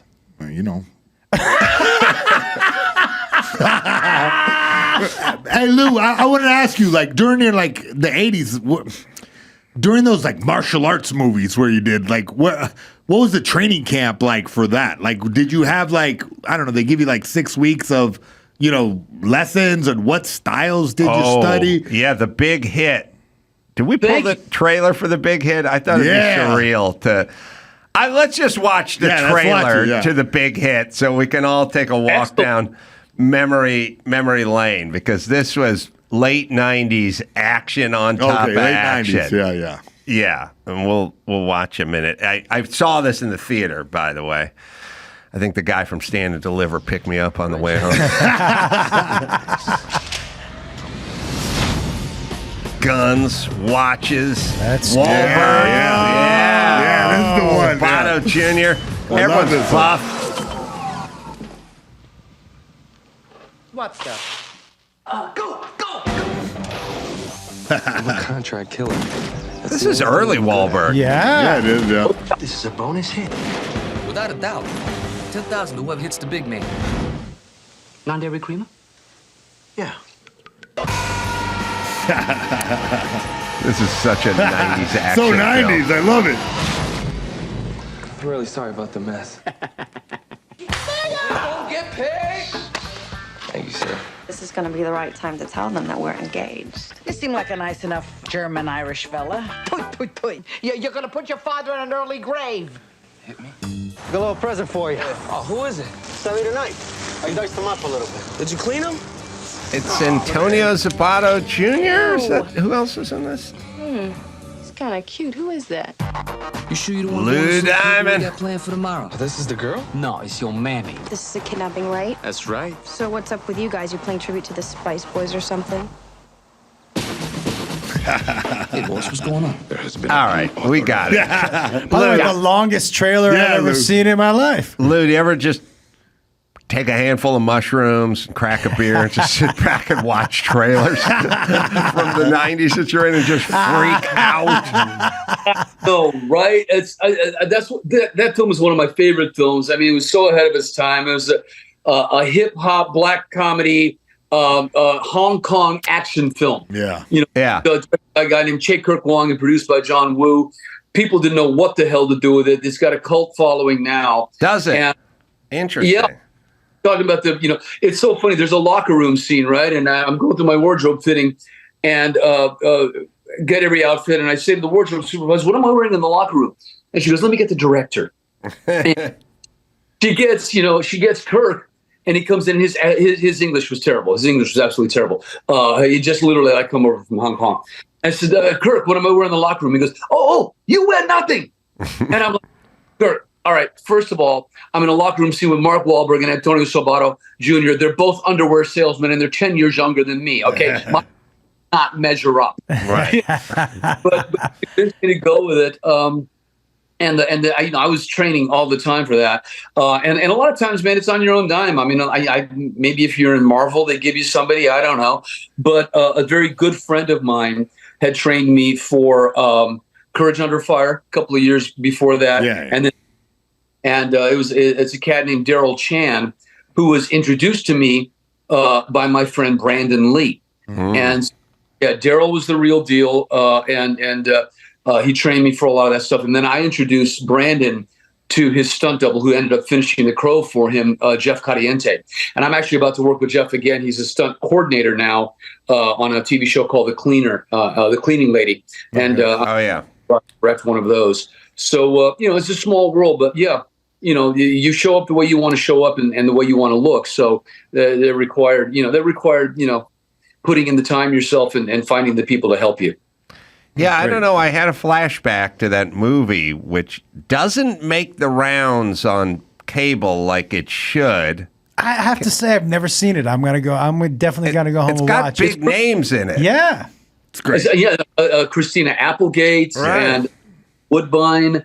Oh, my goodness. Well, you figure Wahlberg would be enough just to get it on some kind of basic cable rotation, you and Wahlberg. This was before Boogie Nights, man. You know? Right. Yeah. This was kind of his breakout as an action hero, dude. Yeah, it's funny. Boogie Nights, God, 05 or 3 or God, I'm trying to think. But it was a couple years at least after this. And now that I look back and I'm sort of thinking about it, have you had a lull in your career? I mean, obviously, the work involves lulls are built into this kind of job. But have you had a bad 2 years in this 40-year span we're talking about? No. I've always worked, man. And, some films are more seen than others. There's a few that I loved, actually. Like there's a movie called The 33 that came out not too long ago, with Antonio Banderas. Gabriel Byrne and her name just went right out of my head, but it's about the Chilean miners. Yeah, 2015. Yeah, wonderful film, fantastic film. It's sort of underseen, but I fortunately for me, I still get asked to dance, and like right now, and it's funny because you can spend 2 years doing something, making stuff, and then it all comes out at once. Right. So, Get Fast is happening November 15th. I've got another movie that's out in theaters starring Frank Grillo called Werewolves. Guess what it's about? Yeah. Love Grillo. That's going to be at 2,500 theaters. Me, Frank, Katrina Law. I'm right now in Call of Duty Black Ops 6. Oh, yeah. I know. Yeah. They made me shave, right, so they could do all the sensors. Yeah. And then they put a full beard on me, which I can't grow. What? I look like Ben Affleck in Argo, Grillo's a great dude. He comes in on this show. He's just that dude, right? Each other. I haven't seen that movie yet, but Frank likes it, and he doesn't like everything. We got a question from one of our Substack subscribers. Can Lou recreate one of the greatest lines in cinema history from Stand and Deliver? I strangled him. I know what it is. Okay. I get this one a lot. It's when I confessed to Andy Garcia that I got the test ahead of time, and I got it from the mailman. And he goes, how did you do it? And I go, I strangled him. His body's decomposing in my locker. Nailed it. Thank God for Substack listeners, because I wouldn't have thought of that one. So you're in New York. You're there. You live there. You're full time there. Your dad's still in what Texas growing up? Down in Corpus Christi, you know, in a specific little town called Flower Bluff. You know, and he says, "Hey, son, why don't you come on down and get a cold beer and go fishing?" Wow. Yeah. There's something.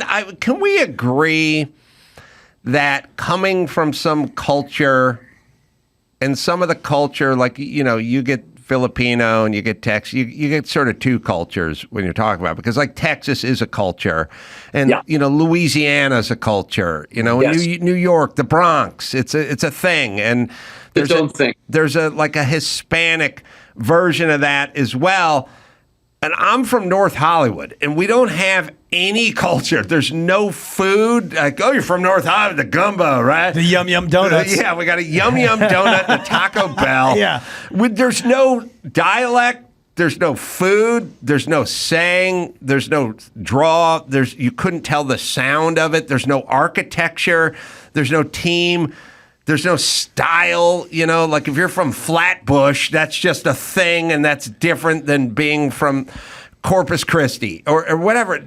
It's weird to grow up in a sort of culturally neutral place where there's just, you can do what you want, but there is no baked in culture. In a way, that is a culture. Zero culture. Yes, exactly. Yeah. There's no religion. You know, look at your Utah, Mormon, Salt Lake City. Like half of it's bad, but at least it's something. Yeah. Oh, generic ass Valley people. Yes, that's what I'm saying. You need something to rebel against, and that's the problem. We don't have anything. The entire San Fernando Valley, which encompasses millions of people and tons of square, you know, feet of blocks and acreage, and there's not a comedy club. Not one comedy club in all of the San Fernando Valley. There's the ha-ha. What about the ha-ha? You don't count that as a comedy club? There ain't much comedy that comes out of it. I'm gonna say that the ha-ha, the comedy chateau. First off, these aren't legendary.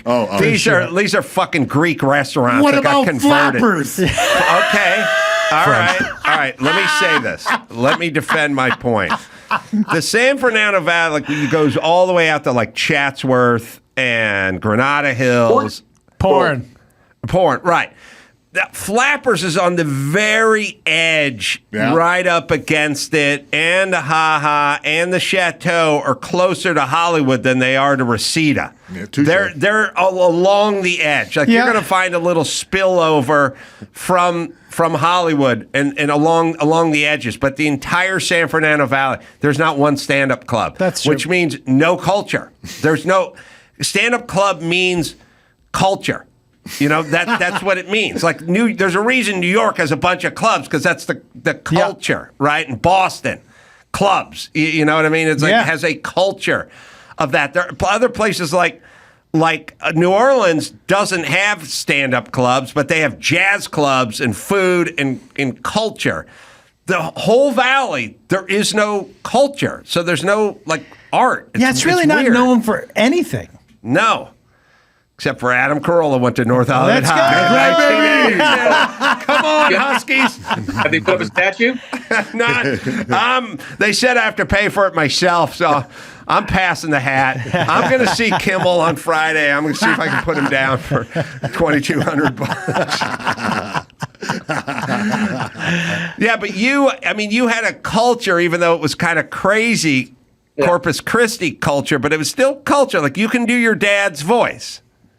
I can't. And, you know, like I said, there are those things that I carry with me, and there are those things that I don't, you know. And one of the things was, you know, being in a place like that, maybe not as Hollywood adjacent as you were, but I mean, growing up in a small-ish town in Texas, you know, I always wanted to get to L.A. I always wanted to go to New York and be on Broadway. You know, I wanted to be a writer. I mean, all of those things that I knew were going to take me away from where I grew up. And, you know, I guess you have to start formulating that dream. I guess it's hard to have a dream when, you know, everything is kind of right there and you're not really sure what to pick from the buffet, you know? It's weird not running away to find a life somewhere. I mean, I grew up in North Hollywood. Like, it literally had the word Hollywood in it. Like, I didn't have to stow away in the fender of a dually.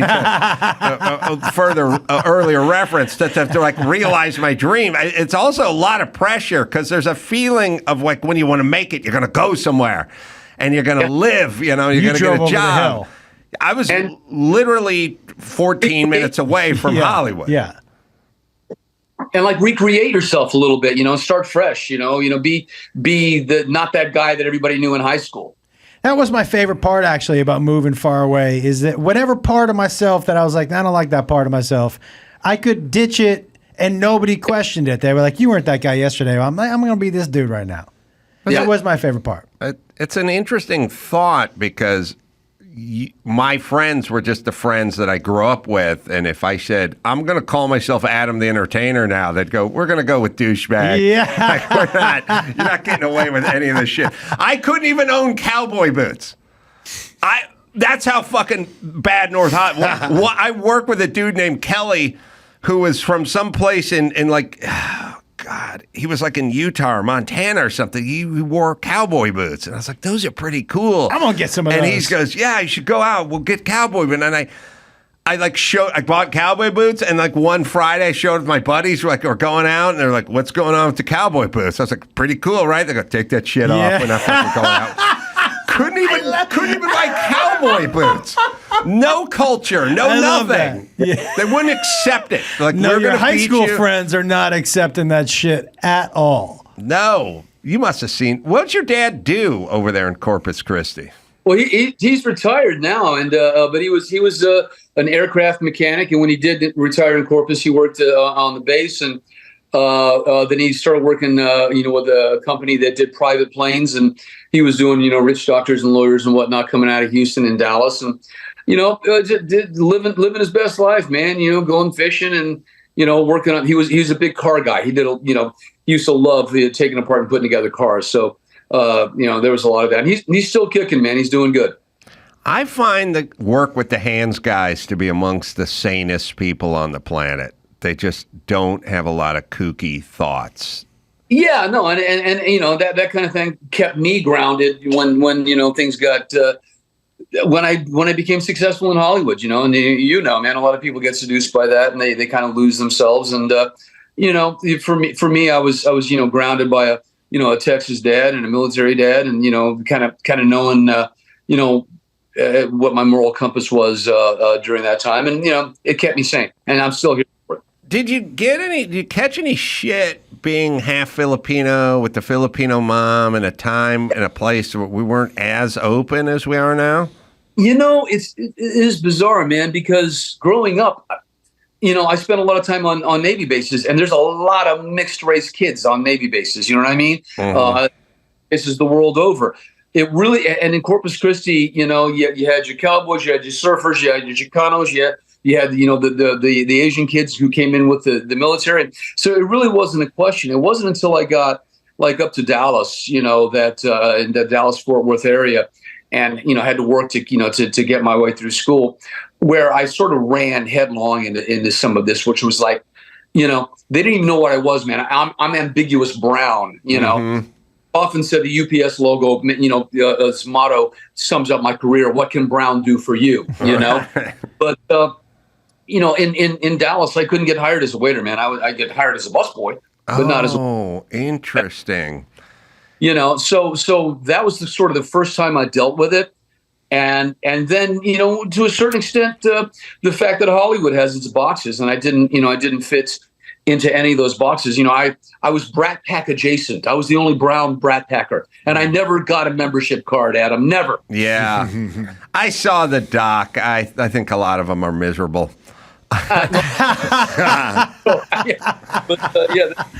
What's up with Judd Nelson? Too busy? How could Judd not make that? I thought the same thing. I went to a wedding in Studio City, and 5 people are at the wedding. One was me, one was Gary Oldman, and one was Judd Nelson. Wow. It was the craziest wedding.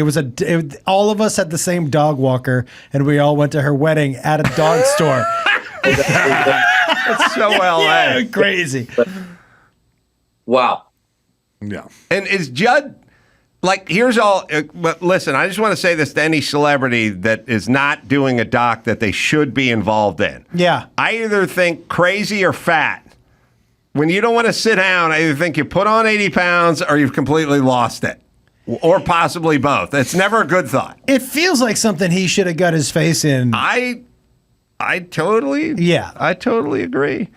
I'll sit down with anyone for their doc. It's kind of, first off, it's kind of tip of the cap because I go, we would like to talk to you about stuff that you know. Yeah. You know, like, all right, that's fine. I'm literally talk tomorrow an interview for Luis Valdez, who wrote and directed La Bamba. You know. So kind of a 30 plus year perspective on that, and what a kind of a cultural touchstone working with him was. Oh, really? So you're sitting down to do an interview tomorrow? Perfect timing. What movie do you think you're asked about the most? Probably La Bamba. I mean, it crosses a lot of different demographics, but it also depends on where I'm at. You know what I'm saying? Young Guns is huge. Throughout the South and Texas and the Southwest and whatnot. With a certain demographic, Stand and Deliver is big.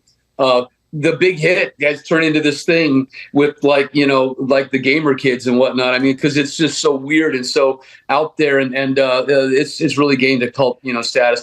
Yeah, I've been doing a lot of cons, man, horror cons, sci-fi cons. So like First Power shows up, Bat shows up, Stargate Universe. So I mean, fortunately for me, I've had a career where I've been able to do something for everyone. You don't like this? Here, try this, and so. Usually people, will come up and even mention the obscure ones, which I love. That's always a treat. My acting teacher, her name is Alice Carter. Now I don't remember what her name. She was in Young Guns, but Alice, I don't remember what her name was. Carter, I adore her, man. She is a straight gangster. She is amazing. But my favorite teacher of almost any class I've ever taken was Alice Carter. But a great, amazing. I didn't know if you would remember her, but of course, she was fantastic, and I just loved her, man. Please give her my love. I absolutely will. I have such great respect for her, and she had to put up with all of us. Yeah, yeah. Out there where TMZ and camera phones don't exist. So, Lou, let me give you a plug. It is Get Fast. It is fun. It's got action galore. Lou's character is fun. You can hear his dad in it, and it's kind of Guy Ritchie. It's like fun. It's funny. It's action. It's bloody, and it's fast. And so, and I'm going to slip this in. This book comes out November 19th. I wrote it. It's a collaboration with my wife. She does the illustrations that are in it. This is a sequel to this. This is the Tinderbox Soul Driven Dira. This is the Tinderbox Underground Movement. They're both on Amazon and BarnesandNoble.com. Real proud of them. Yvonne, her artwork is amazing. So if you're a reader, get a hold of those. Like I said, a little smarter than I look. The glasses are not. Yeah, Lou, I hope you can come by and see us in person when you're in town anytime. You don't need anything to plug. Just come by, say hi, because it's always fun. Always fun. Always a great conversation. Lou Diamond Phillips, everyone. Thanks, my friend. I appreciate it. Thanks, guys. All right, I'm going to be tonight at Kimmel's Club in Vegas doing You are? A couple shows there. Yeah. And then Big Bear Lake doing a Big Bear Comedy Festival. That'll be November 16th. And Oxnard Levity Live, which is a nice place. So doing stand-up there 29th. Go to amcrow.com for all the live shows. Josh can be found at comedianjoshwolf.com. Dates coming up: Bakersfield, Sacramento, I have Des Moines. residency at Kimmel's, too, every Monday night. Oh. Every Monday at 7:30. Well, we'll try to figure out a way to cross some paths, get some of that Manuka honey. Hell yeah. From Mayhem, until next time, Adam Carolla for Mayhem Miller, Lou Diamond Phillips, and Josh Wolf saying, Mahalo.